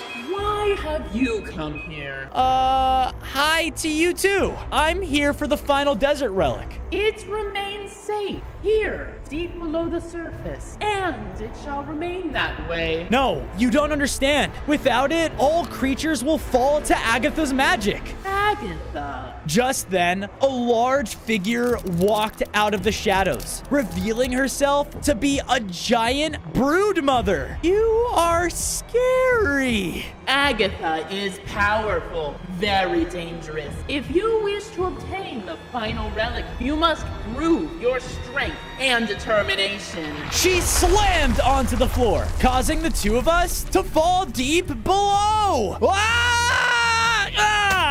I fell down into a web-like cavern, shaped as an arena. Poisonous spiders were around me, and in front of me was the brood mother, ready for a fight. On days 74 to 77, the brood mother slammed onto the ground again, sending out quakes that were very lethal. I tried my best to move around the arena and used all the poison abilities I'd gained along the way. If you cannot prove your worth, then you will die in the process. She was the protector of this final relic, and I could tell how much she cared about it by her determination. Knowing this, I knew I had to outsmart her. I have an idea. I pulled out my ice staff from before and was able to make a bunch of ice platforms leading up above her. Then I used them to jump up and on top of the brood mother and slammed down onto her with my strongest poisonous attack. This alone pushed her back and stunned her. Aha! Take that! Yes, I sense it.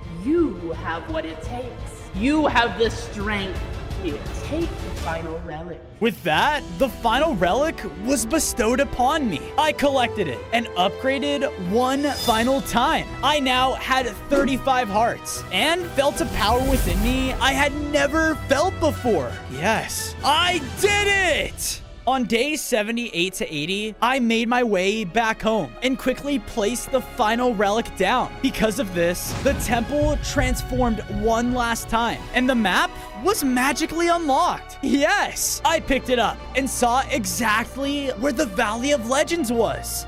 You did it! Oh, but please be safe. The Valley of Legends is more dangerous than anything else you faced. I will, Connor. I promise. With that, I left home. It took days, but eventually, I was able to make it to the entrance of the valley. This place, it's beautiful. I had a strong sense coming from the other end, and I knew that's where the poison oasis is. Okay, here goes nothing. I explored within the valley, knowing the danger that lied ahead. Every step I took was a cautious one, but at the end of the day, it didn't matter, because oh no! I made a run for it, but was quickly slashed to the side. Ah! There in front of me was the largest, deadliest poison hawk I had ever seen. Finally, someone new has entered my valley.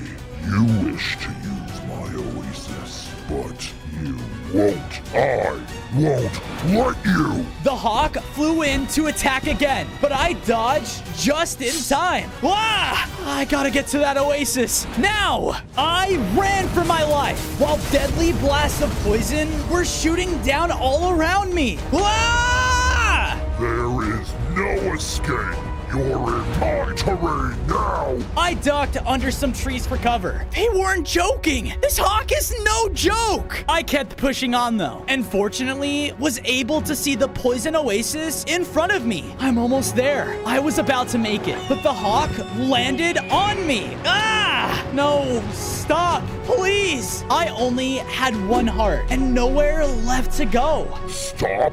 Never! This terrain is mine, and I will share it with no one! With that, the hawk began to lift me into the sky. No! The ground was getting further and further away, and I was now directly over the poison oasis. Especially not an insect like you! Well, this insect is about to prove you wrong! What? I used my poison stinger on him, causing him to drop me. Whoa! I fell right into the poison oasis. And because of this, I felt so much more powerful. I now had poison hearts and felt like I could take anything down. The hawk flew at me again, but with one hit with my stinger, I took him down. Whoa, I did it. I really did it. Now it's time to take down Agatha. On days 86 to 90, I was journeying back to my home when I came across Agatha and the witches in the swamp. They had brought out all of their prisoners, like my people and my mom. They all looked so weak from all the poison the witches took from them. That's when one of the witches came running up. Grand Sorceress Agatha, we have found a place for you to spread your poison. Well, where is it? A western town in the Mesa. They have a lake with water that runs for miles. The perfect place to show our power. Yes! With a snap of her fingers, the large cauldron began to walk? Fly, my witches, fly! Leave those scorpions behind. Let them starve in their cages.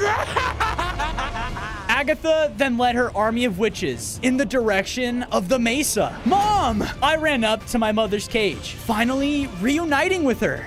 Fozo, dear? Is that really you? I never thought I'd see my baby boy again. It's me, Mom. I'm here. I'm gonna get you all home safe. Then Agatha is gonna pay for what she did to you. On days 91 to 94, I safely brought my mother and the rest of the people back to my base. Yes, Fozo! You found them! Oh, thank goodness. Great work, Fozo! But what are we gonna do now? Agatha, did she? Yeah, her and the witches are already heading out to the Mesa Village. If they get there, they're gonna infect it. But I'm gonna stop them. I'm sorry. You made it sound like you're going in alone? No way. I may not have a fancy poison stinger, but you are not doing this alone. That's right. We are with you. All right, if you guys all insist. Yeah! Oh, my dearest Fozo, look at you. I'm so proud of the leader you have become. Thanks, Mom. All right, everyone, let's finish this. On days 95 to 99, my scorpion people and I marched into the village to see that the army of witches were terrorizing everyone there. No, not the water! We just got it back! There, floating above the lake, was none other than Agatha herself. Hey, Agatha! Did you miss me? You! Everyone, kill them! One of the witches ran up and threw a poison potion at me. Wait, seriously? Did you think that would hurt? Charge! The other poison scorpions rushed into the village to defend its residents. The witches learned to use their harming potions, but my people were starting to overwhelm them. Yes! I ran through, taking down a few witches as I headed straight for Agatha. It's over, Agatha! Do you really think that is so? Suddenly, the large cauldron started to walk towards the edge of the lake. No! With all of my people occupied with the witches, it was now only up to me to stop Agatha. On day 100, Agatha floated up above as I ran after the cauldron. Don't do this! You won't just hurt the desert, but the entire world! This world never did anything for me, and now it will fear me! Agatha unleashed attacks down on me as I tried to reach the cauldron. I can't let it reach the water. I used my claws to pull back the cauldron from the lake. But then Agatha's attacks hit me head on. Ah! Now, jump into the water, my pretty, and infect the world! The cauldron listened to her command and made a run for the water. No! She tried to stop me with her blasts, but I fired off my poison, stunning her to the ground. With this opening, I unleashed a powerful, venomous eruption that stopped the cauldron in its tracks. Yes. No! Agatha and I continued to fight as her anger only made her stronger. But I was angry too. Take this! This is what you get for hurting my people! She blasted me again, but I ran through it and was finally able to sting her with my empowered stinger. No! With that, I took her down for good, and the entire world could finally live in peace. On day 1, I spawned inside of a tall lava volcano as a baby lava worm. I looked around and watched as my fellow worms burrowed into the lava and used it to build up our home. Whoa, can I do that too? Just then, the sky above us turned gray and water started to blast down from the top of our volcano. Everyone run! One by one, every time they got hit, they would instantly turn into obsidian. No! In a huge wave entered in the water reptiles. Men, attack! They flooded in through every corner of our once beautiful home and made sure that all of my kind was no more. Yes! All of your pathetic lava monuments have already been taken over. With your power gone, the lava people shall perish under the name of Cascade! I was scared and didn't know what to do. But then, behind me emerged my mother. We have to go now! The two of us began to run through the battlefield. But just then, my mom got hit by a heavy water attack. Ah! Mom! This way, hurry! On day 2, my mom and I were slithering through the volcano's tunnels as fast as we could. The reptiles were chasing after us, and their presence alone turned the very lava in our caves to obsidian. This isn't good. But up ahead was a lava door passageway. It's an exit. Sadly, though, before we could reach the lava, it mostly turned into obsidian. No, we're trapped. Is this it? Move aside. My mom then used a crazy lava power, building up a wall of lava that separated us from the lizards. And from it, summoned a lava protector. The water reptiles began to fight the lava guardian and were doing everything they could to get through. Blast this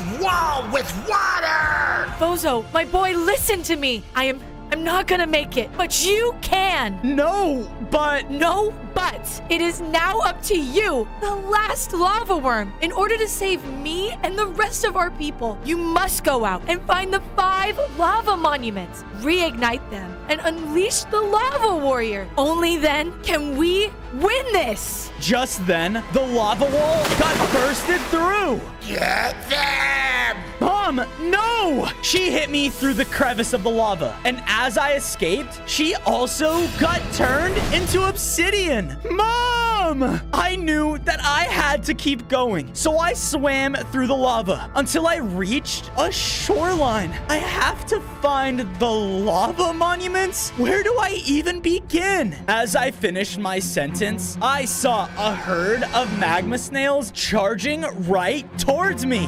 Oh no! On day 3, I was bracing for impact, but the snails just ran right through me. The water reptiles found our monument. Everybody leave!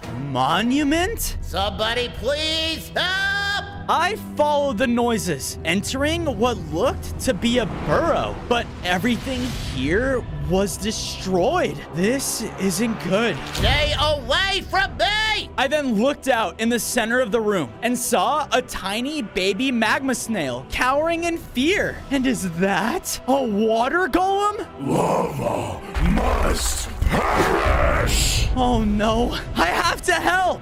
On day 4, I did my best to try and reach the baby snail, but the golem noticed and swung at me immediately. Ah! Not only did he try to smash me with his large rocky fists, but he also shot out beams of water straight from his eye, and from them summoned water minions. What the? They all began to slash at me and hurt a lot. Help me! That crazy golem was summoned by those lizards to destroy my home! Not if I have anything to say about it. I finally avoided its hits and reached the vantage point with the snail. And just as I did, I felt a strange feeling from within me, causing me to shoot out a deadly lava shot right at the golem. Whoa, I have lava powers. The golem tried his best to fight back, but with my newfound confidence, I was able to counter him again and again. This is for my mom! And just like that, the golem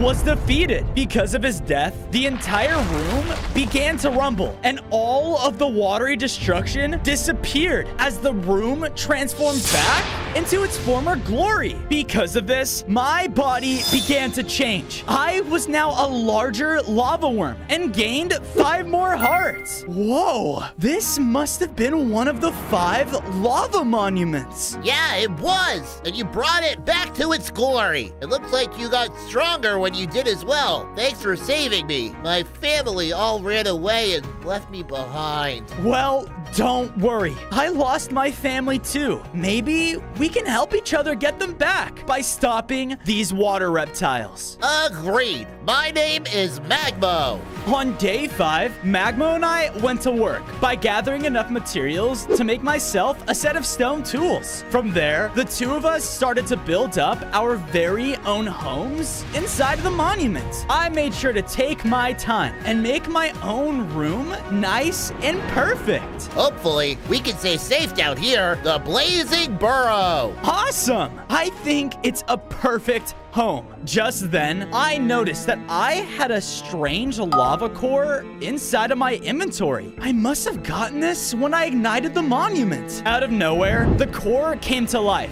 and popped out of me. What the? Hey, get back here. I chased the core down the Burrows tunnels until we reached a large room that held a stoned over statue. Without a second to think, the core shot itself within it, causing the entire statue to change. Wait a minute. Is this? Yup. This was our mighty lava warrior, the protector of all lava creatures. But when our monuments faded away, it looks like he did too. But if we ignite all of the monuments, then he will be back. So that's what I'm going to do. Just then, explosions sounded off on our roof.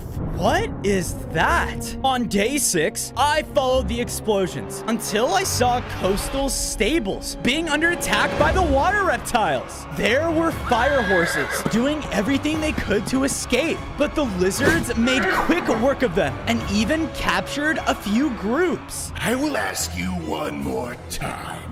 Have you seen a rogue lava worm? No, we haven't. Please, leave us alone. You all had one job. Those lava creatures have taken something important from me, and they deserve this. None shall live, not even that pathetic worm. Just then, a couple of scouts walked towards them. We have to find that worm so our plan for mass destruction succeeds. Go to Magma Rock Volcano and make sure that he doesn't try to ignite it. Magma Rock Volcano? Can that be another monument? The scouts all left, and I knew that I had to follow them. It wasn't long until we made it to a shoreline, and they quickly started to walk across the ocean? Great! How am I supposed to get there now? Just then, I got attacked behind by an undead spirit? Ah! What the? On day 7, the undead spirit continued to fight me. I was about to defend myself until... Take that! Who are you? I am Captain Babybeard, and it looks like there are even more spirits out and about. I am so confused. The baby pirate told me to follow him, and I did. It wasn't long until we reached a tropical cove that had a pirate ship far off on the water. That be me ship, but it was stolen by all these undead pirates. Wait a minute. If I help you get your ship back, can you take me to Magma Rock Volcano? Certainly. I love sailing. Now, how am I supposed to get on board? I looked over and noticed a rocky path that led straight to the side of the ship. Bingo! I began to partake in jump after jump, but as soon as I started... We have an intruder! Fire! Uh-oh! On day 8, the pirate ship began to blast at me with deadly cannon fireballs. Ah! I did my best, landing each jump, and knew if I fell into that water, I was done for. Sink him! Just one more jump. Come on! Yes! But then, the undead pirates all charged at once. Bring it! They sliced at me every chance they could. But since I was a newly upgraded lava worm, I had a new ability that allowed me to rain down lava rocks from the sky. Aha! Take that! With my new lava abilities, these undead pirates didn't stand a chance. Curse ye! Ahoy! Ye did it, laddie! Me beautiful ship! I've missed you! I'm just happy that you have what's yours. Now, do you think you can take me to that volcano? Certainly! Drop the mast! It's time we set sail! On days 9 to 10, the baby captain's ship docked at the shore of a very intimidating island. But the volcano's lava wasn't its natural color and looked more like water? Oh no, something isn't right here. Be careful, laddie. I will wait here. I walked on the island and immediately noticed a trail of water that had wrapped around the volcano all the way up. The reptiles must have beat me here. I followed the trail and even used my lava abilities to help me climb up some parts of the volcano until I finally reached the top, where I saw Medusa standing at its core, the entire volcano. It's stoned over. The lava worm. We finally met. On days 11 to 12, I was face to face with Medusa. Wait, are you teaming up with the water reptiles? Why, yes. The very reptiles that are connected to my hair informed me of Cascade's mission, and honestly, I couldn't agree with them more. Medusa began to attack me with poisonous attacks. Ah! She would then get close and use her claws to slash at me. Stop this! They're hurting innocent lives, families! You think that is bad? Just wait until you see what they have planned next. I would defend myself using my lava abilities, but she then lurched forward and stared me down with an intense gaze. Ah! Wait, was that supposed to hurt me? Why aren't you turning to stone? Oh, I don't have eyes. No matter. Medusa then summoned up a pillar of stone and continued to shoot down at me. None of my abilities can reach her. What am I gonna do? Wait a minute. I called down my molten meteor attack right in front of Medusa, creating a magma platform. Yes, I ran, jumping from the new magma platform. And as soon as I landed next to Medusa, I took her down with one final hit.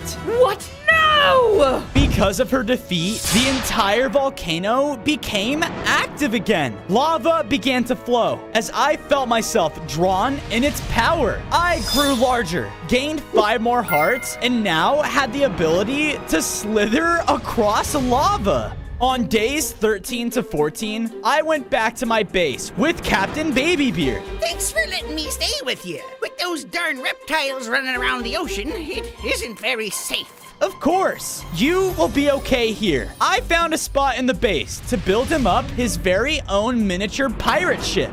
I love it! Thank you, Fozo! Also, if you find yourself running across any maps, give me a holler. I'm sure we could find ourselves some treasure. Will do, Captain. I then made it over to the Lava Warrior and placed down the second core. This caused him to light up and break free even more. Wow, I can't wait to see how he's gonna look when he's back to his former glory. Hey! Bozo! I looked over and saw that Magmo's shell was cracked. What happened? I went out searching for the next lava monument, but when I found it, I got attacked. I feel so weak. Oh no, I need to fix you up. But how? You know, I think I know a place that can help. On days 15 to 16, I journeyed out of the base with the magma snail until we reached a blazing bridge that led to a lava swamp. Who lives here? We were about to cross over when we realized that the bridge was totally collapsed. Oh, come on! We need to get across! Yeah, join the club, buddy. I looked over, and crawling on the side of the bridge was a lava axolotl. What the? Hey, we need help fixing my snail's shell. Oh, well, the only one that can help fix something like that is our grand axolotl. And unless you can get us across the bridge, we ain't seen him anytime soon.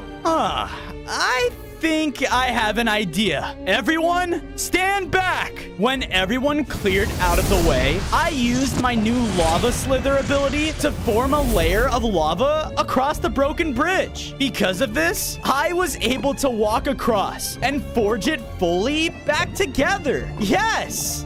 Show off! But I will say that was kind of impressive. Come on, this way, to the Grand Axolotl! On days 17 to 18, we followed the axolotl deep into his lava swamp until things started to look strange. strange. Just over this hill. We're close. We then finally reached his home, only to see weak and frail axolotls roaming around. There! He's the one that can help us. In the center of the camp was the Grand Axolotl. What is the meaning of your visit? My friend, he needs your help. He's getting weaker by the second. And so are my people. The water reptiles destroyed our home, all because that Cascade wants his revenge. Revenge? What happened to him? A volcanic eruption, one that destroyed his home and changed everything he knew. And now he only knows destruction. I'm so sorry he attacked your people. But please, if you help my friend, I know somewhere safe for you all to hide. So be it. Step aside. I did as he said, allowing him to approach Magmo. In a blast of mighty fire, the axolotl sealed his cracked shell, and Magmo became even stronger. Whoa! I feel like a brand new car. Let's go! It's time we go to the next lava monument, the Lava Forge. On days 19 to 21, I followed Magmo as he led me to an ashen desert? Yep, it's not too far away. But I then saw a small group of water reptiles marching in a different direction. Where are they going? I have to find out. Bozo, stop! It's too dangerous. I followed behind the reptiles as they entered into a desolate landscape.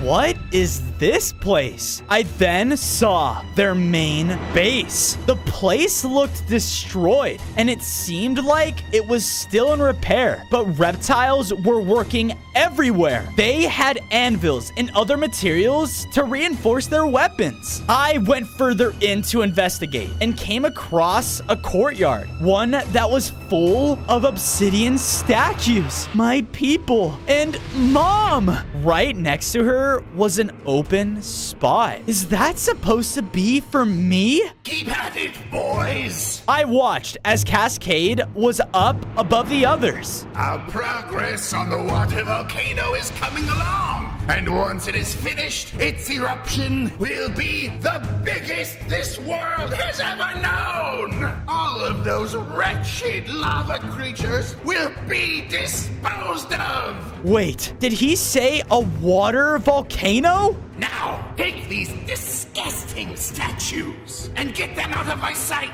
Then find that lava worm. Everything in me wanted to run in and fight, but then Magmo moved in front of me. Bozo, no! We need to go! You're not strong enough! I know, Magmo. You're right. Let's go. On days 22 to 26, the two of us finally made it to the Ashen Desert. Whoa! Out in the distance was a tall plateau that held the Lava Forge, but it was completely turned off. As we made it to the entrance, I noticed that it was dark inside. Hello? Suddenly, a hidden figure attacked me from the side. Ah! There, standing over me, was the Forge Master. You have no place here. He began to attack, ruthlessly with his saw blade hand. Hey, knock it off! I began to fight back and launched my Fire Burst attack, causing the dark interior of the forge to light up.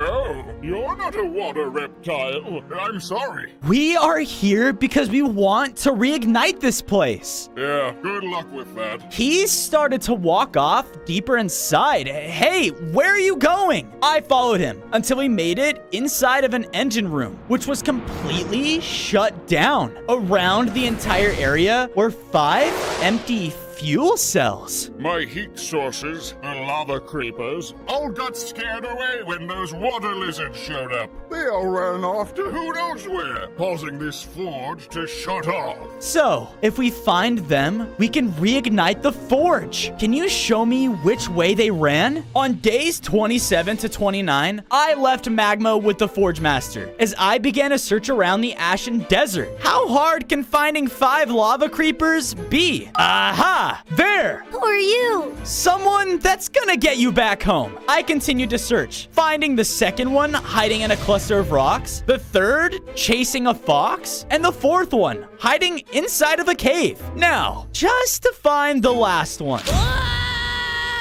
What was that? I ran over and followed the screams until I reached an oasis. But in the water was a massive water elemental. Hold on! I ran in and attacked the elemental. Take that! Cascade has been looking for you.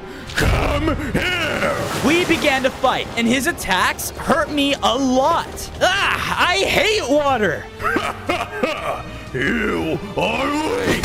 No, I'm not! I blasted the elemental with all of my lava power I could muster, causing him to evaporate and shrink down in size? What the heck? Sorry. With one final hit, he was down for good. Yes. You saved me. Thank you. Of course. Now, let's get you guys back home. On days 30 to 32, I went back to the lava forge with all of the creepers behind me. Hey, Forge Master! Oh, you found them! Come on, get back in here! All of the lava creepers jumped into their tubes, and almost instantly, the forge filled with light. Sweet! Yes! The forge is now fully operational again! Because of this, I felt the monument of the forge start to empower me. I grew in size, gained 5 more hearts, and now I could rain down a beam of lava on my enemies. Awesome!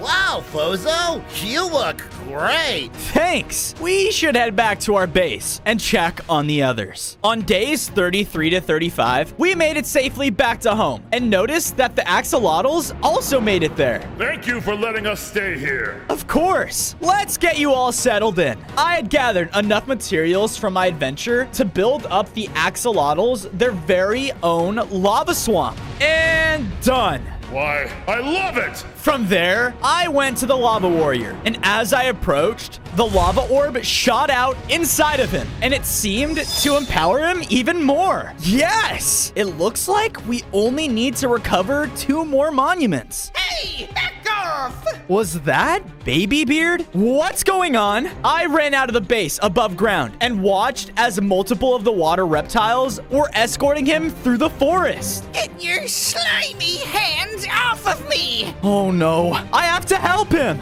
On days 36 to 39, I tried to follow behind the water reptiles as fast as I could until I reached a clearing showing their base. Everything looked even more fortified and repaired. Oh no, I can't just run in there. I need to stay hidden. I slowly snuck my way through and around the base, avoiding every reptilian soldier. Finally, I made it inside one of the structures, and that's when I saw Baby Beard trapped in a cage. I know you are working with him, so where is that wretched worm? I will tell you nothing! Cascade struck out at Baby Beard through the cage. No, I can't let him take anyone else from me. Hey, Cascade! You! Yeah, it's me. Now back away from my friend.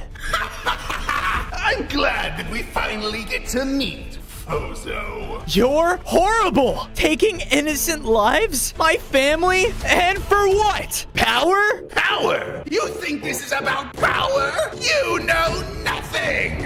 On days 40 to 44, Cascade and I began to fight as he would attack me in a rage. I would fight back with all of my strength, but his water attacks made me weaker and weaker. I said, stay back. I unleashed my new lava strike, knocking him away.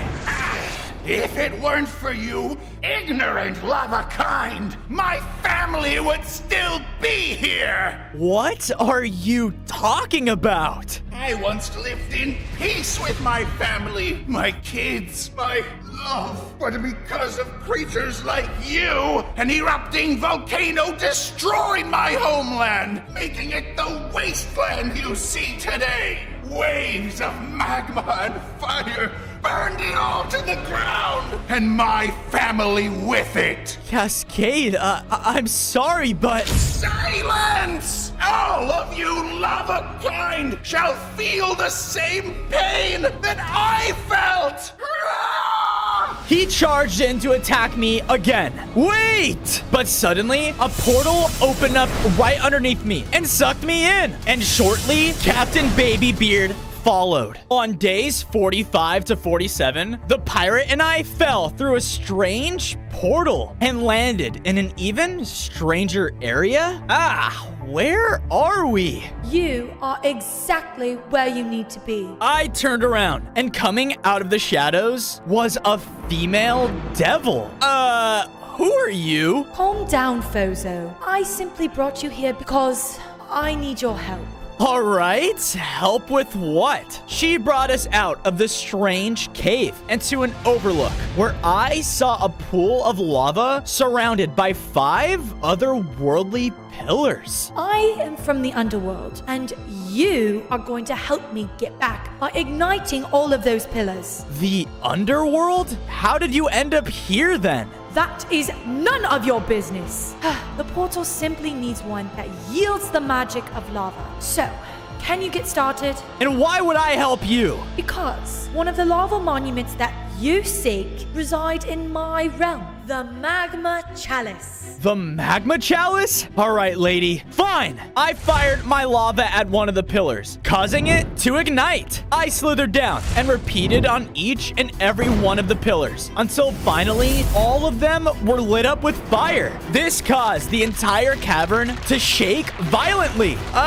Did I do something wrong? But then the lava pool in the center transformed into a deep passageway that led straight underground. Okay, kinda scary. On days 48 to 52, the Devil Lady and I jumped down into the hole, falling all the way down into the underworld. As I looked at my new surroundings, everything was horrifying and felt like a nightmare. But I then looked up at a hill and noticed a cute little goat. Aw, at least not everything here is bad. Look at you. Wait, don't! You fool! In a fiery explosion, the goat turned into a full-fledged demon. What the heck? No living visitors are allowed in the underworld. And you know you don't belong here. The demon started to attack. He would use fiery blasts and his large, deadly scythe to his advantage. I tried my best to fight back, but because he was in his own terrain, he was much stronger. Knock it off! Then, the Devil Woman started to attack with me. She struck back at him with close-ranged attacks and would even throw out spinning blades too. Whoa, she was awesome. Now let's finish this. Together, in a coordinated strike, the woman and I took the goat demon down. Curses! I won't forget this! Thank goodness he's dealt with. All right, Fozo, a deal's a deal. I'll lead you to where the Magma Chalice is being held. On days 53 to 56, the Devil Lady led me towards a castle that was in the distance. So, it's in here? Yup. Have fun. Wait, where are you going? Gee, thanks. I entered the main castle doors, not seeing a soul in sight, until finally, ahead of me, I found the large magma chalice. That's it. But why is it full of dog food? Who goes there? Whoa. I don't mean you any harm. A living visitor? Leave my little home! This castle is little to you? Whatever, look, I'm sorry, but I won't leave until I ignite that chalice.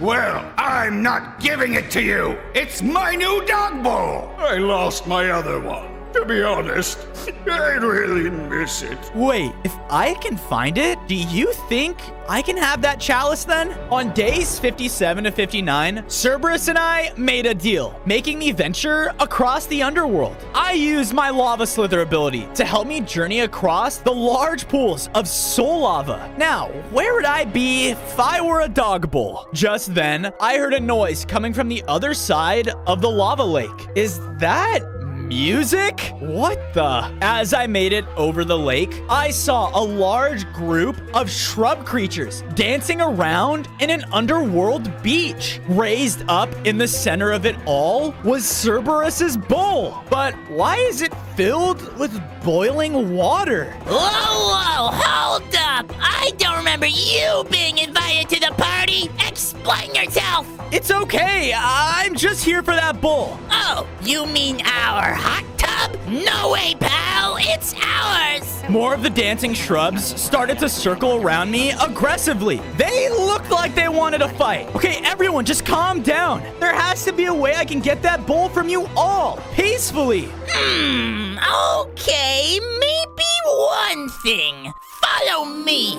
On days 60 to 63, I followed the shrub to a strange, boiling hot lake. So, this used to be our huge hot tub, but then that grumpy old mushroom over there started to get all cranky. If you can go talk that bummer down, then the bowl is all yours. Got it! I walked over to the mushroom grove and looked for whoever this shrub could have been talking about. And that's when I found a mushroom with legs? Hello? Grr! The creature then instantly started to attack. Whoa! He chased me around the grove, shaking off poisonous spores every chance that he could. Hey, just knock it off!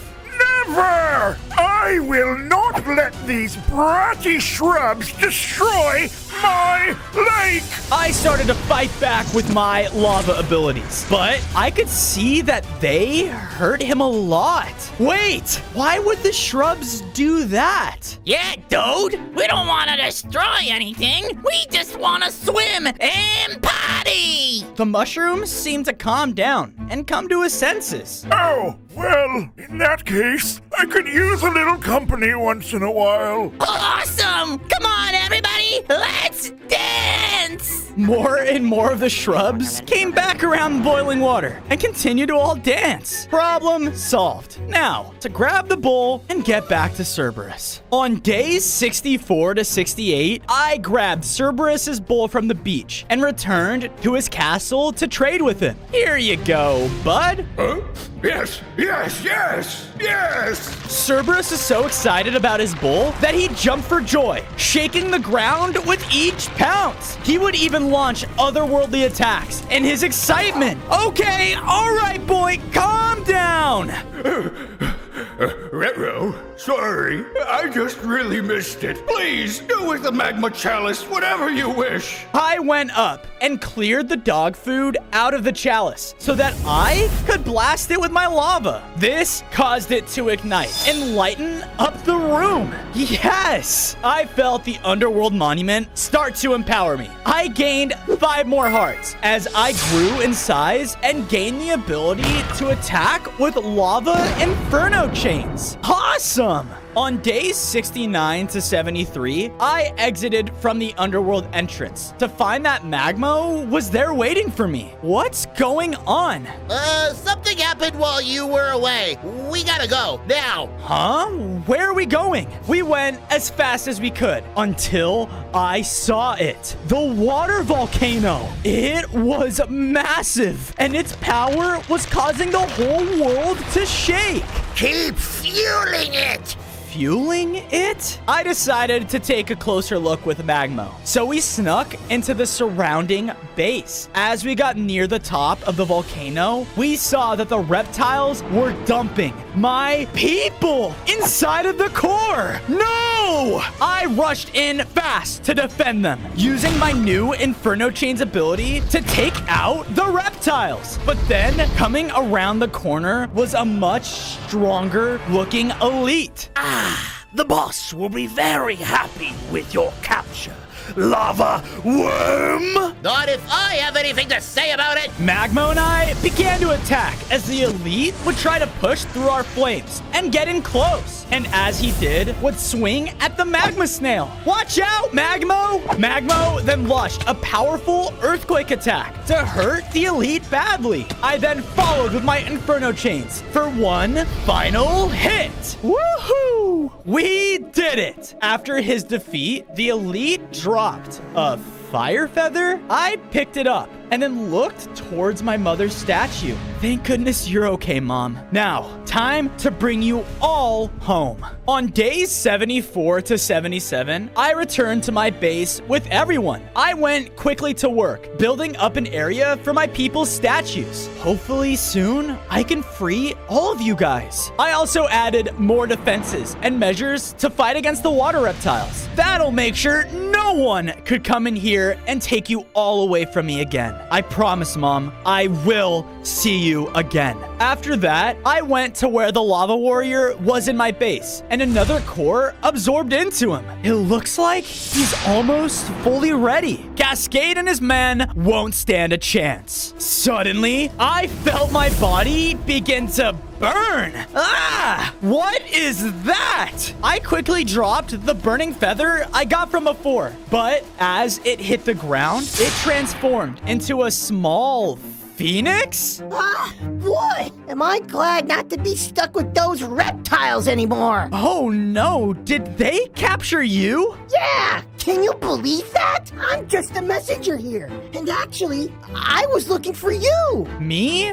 For what? I come with a message from my lord, the Lava Phoenix. He has much to discuss with you about the last remaining lava monument. On days 78 to 80, I went with the little Phoenix as he led me to a lush mountain. And on the cliffs high above was some sort of giant cage. We continued until reaching the interior of the golden structure. Well, good luck! In a small burst of flame, he turned back into the burning feather. Great. Then the air started to heat up as I heard a loud, intimidating caw. Flying into the structure were the massive wings of the Lava Phoenix. So, the last lava worm.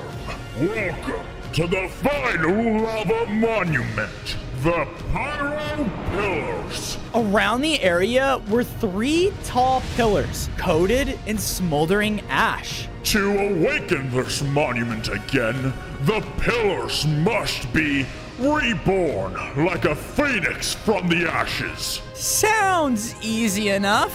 But I am still not convinced of your worth. You are just a worm, after all. Well, someone's got to stop these reptiles, and it's going to be me. Very well. Time to prove it. Begin! On days 81 to 85, I began to move around the room, dodging attacks from the Phoenix. He's not holding back at all. He would attack with everything he had, but I dodged and used the lava ability to ignite the first pillar. Yes, he continued to fly and attack as I was trying to get past him.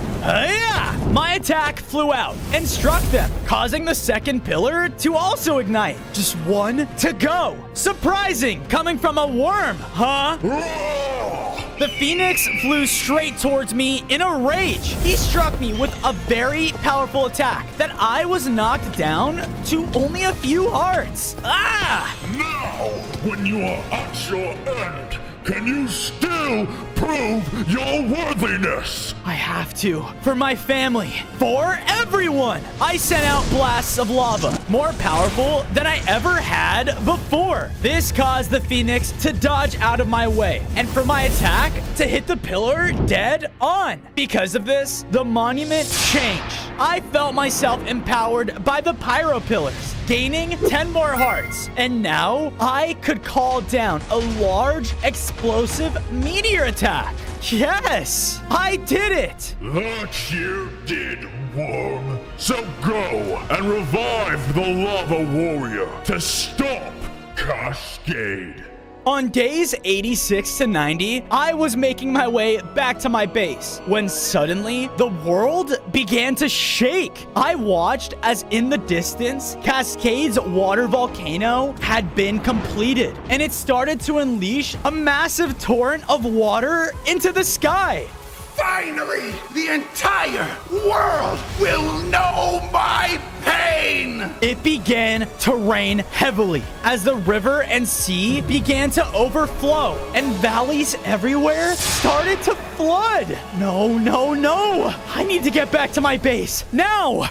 On days 91 to 94, I rushed back to base. Magmo! Mom! But as I arrived into the burrow, I noticed all of the lava worm statues had come back to life. Fozo! Mother! You did it, my boy. You ignited all of our monuments. And because of you, you freed your people. I'm so happy you're both okay. There's just one more thing to do before we all take on Cascade. I walked over to the Lava Warrior and allowed it to absorb the final core. Our base began to quake as the Guardian was now fully awakened. Ah, the Lava Worm. Yes, it's me. I've revived you so that you can help us stop Cascade and the water reptiles. Me? I was never meant to be the one to stop them, my dear boy. What do you mean? Can't you see? All of this was to prove your worth. This is your fight, your journey, Fozo, and you are to be the Lava Warrior. With those final words, the Lava Warrior passed on all of the lava core's essence to me. I felt the lava element within me surge with power like I'd never felt before, causing me to grow much stronger. It's up to me. Then it's time to take down Cascade. On days 95 to 99, I marched towards the water volcano with the power of the Lava Warrior. There, watching over me from atop the mountain, was none other than Cascade. Look who finally decided to show up. I thought you had run away after taking back your people. You're wrong, Cascade. I saved them with the power of the lava monuments. And now I'm gonna stop you. Is that so? Ha! Men, drown him! An army of water reptiles poured out of the kingdom and overran me. I did everything I could to clear out the army of them as I launched down lava meteors and infernal chains. But more and more of them just kept on coming. I continued to push my way further into the kingdom, but knew that I didn't have time for this. Suddenly, I heard a familiar voice call out into the air. Crashing in the center of Cascade's base was Captain Babybeard's entire pirate ship. I've been waiting to do this for a long time, you overgrown lizards! Fire! His ship's cannons obliterated all of the reptiles in sight, leaving an opening. Sorry I'm late, Lava Warrior. Go on ahead. Thanks, Captain. Here I come, Cascade. On day 100, I made it to the top of the water volcano to finally face Cascade. I thought maybe you'd understand how I felt after what I almost did to your people. You can't just hurt people. No one meant to destroy your home. Enough! We started to battle. My empowered lava against his powerful water. Obsidian and small boulders would form as we would clash. I could tell that Cascade wasn't holding anything back as he would shoot out loads of water waves towards me. He then decided to come in close as we just kept trading our elemental hits.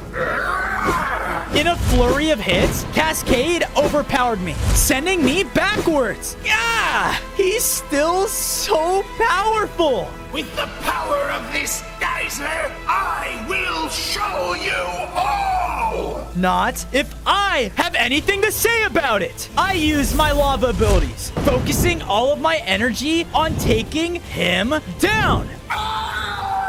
With my final attack, I summoned down a massive magma meteor shower. It crashed down onto the volcano and even landed straight onto Cascade, defeating him for good.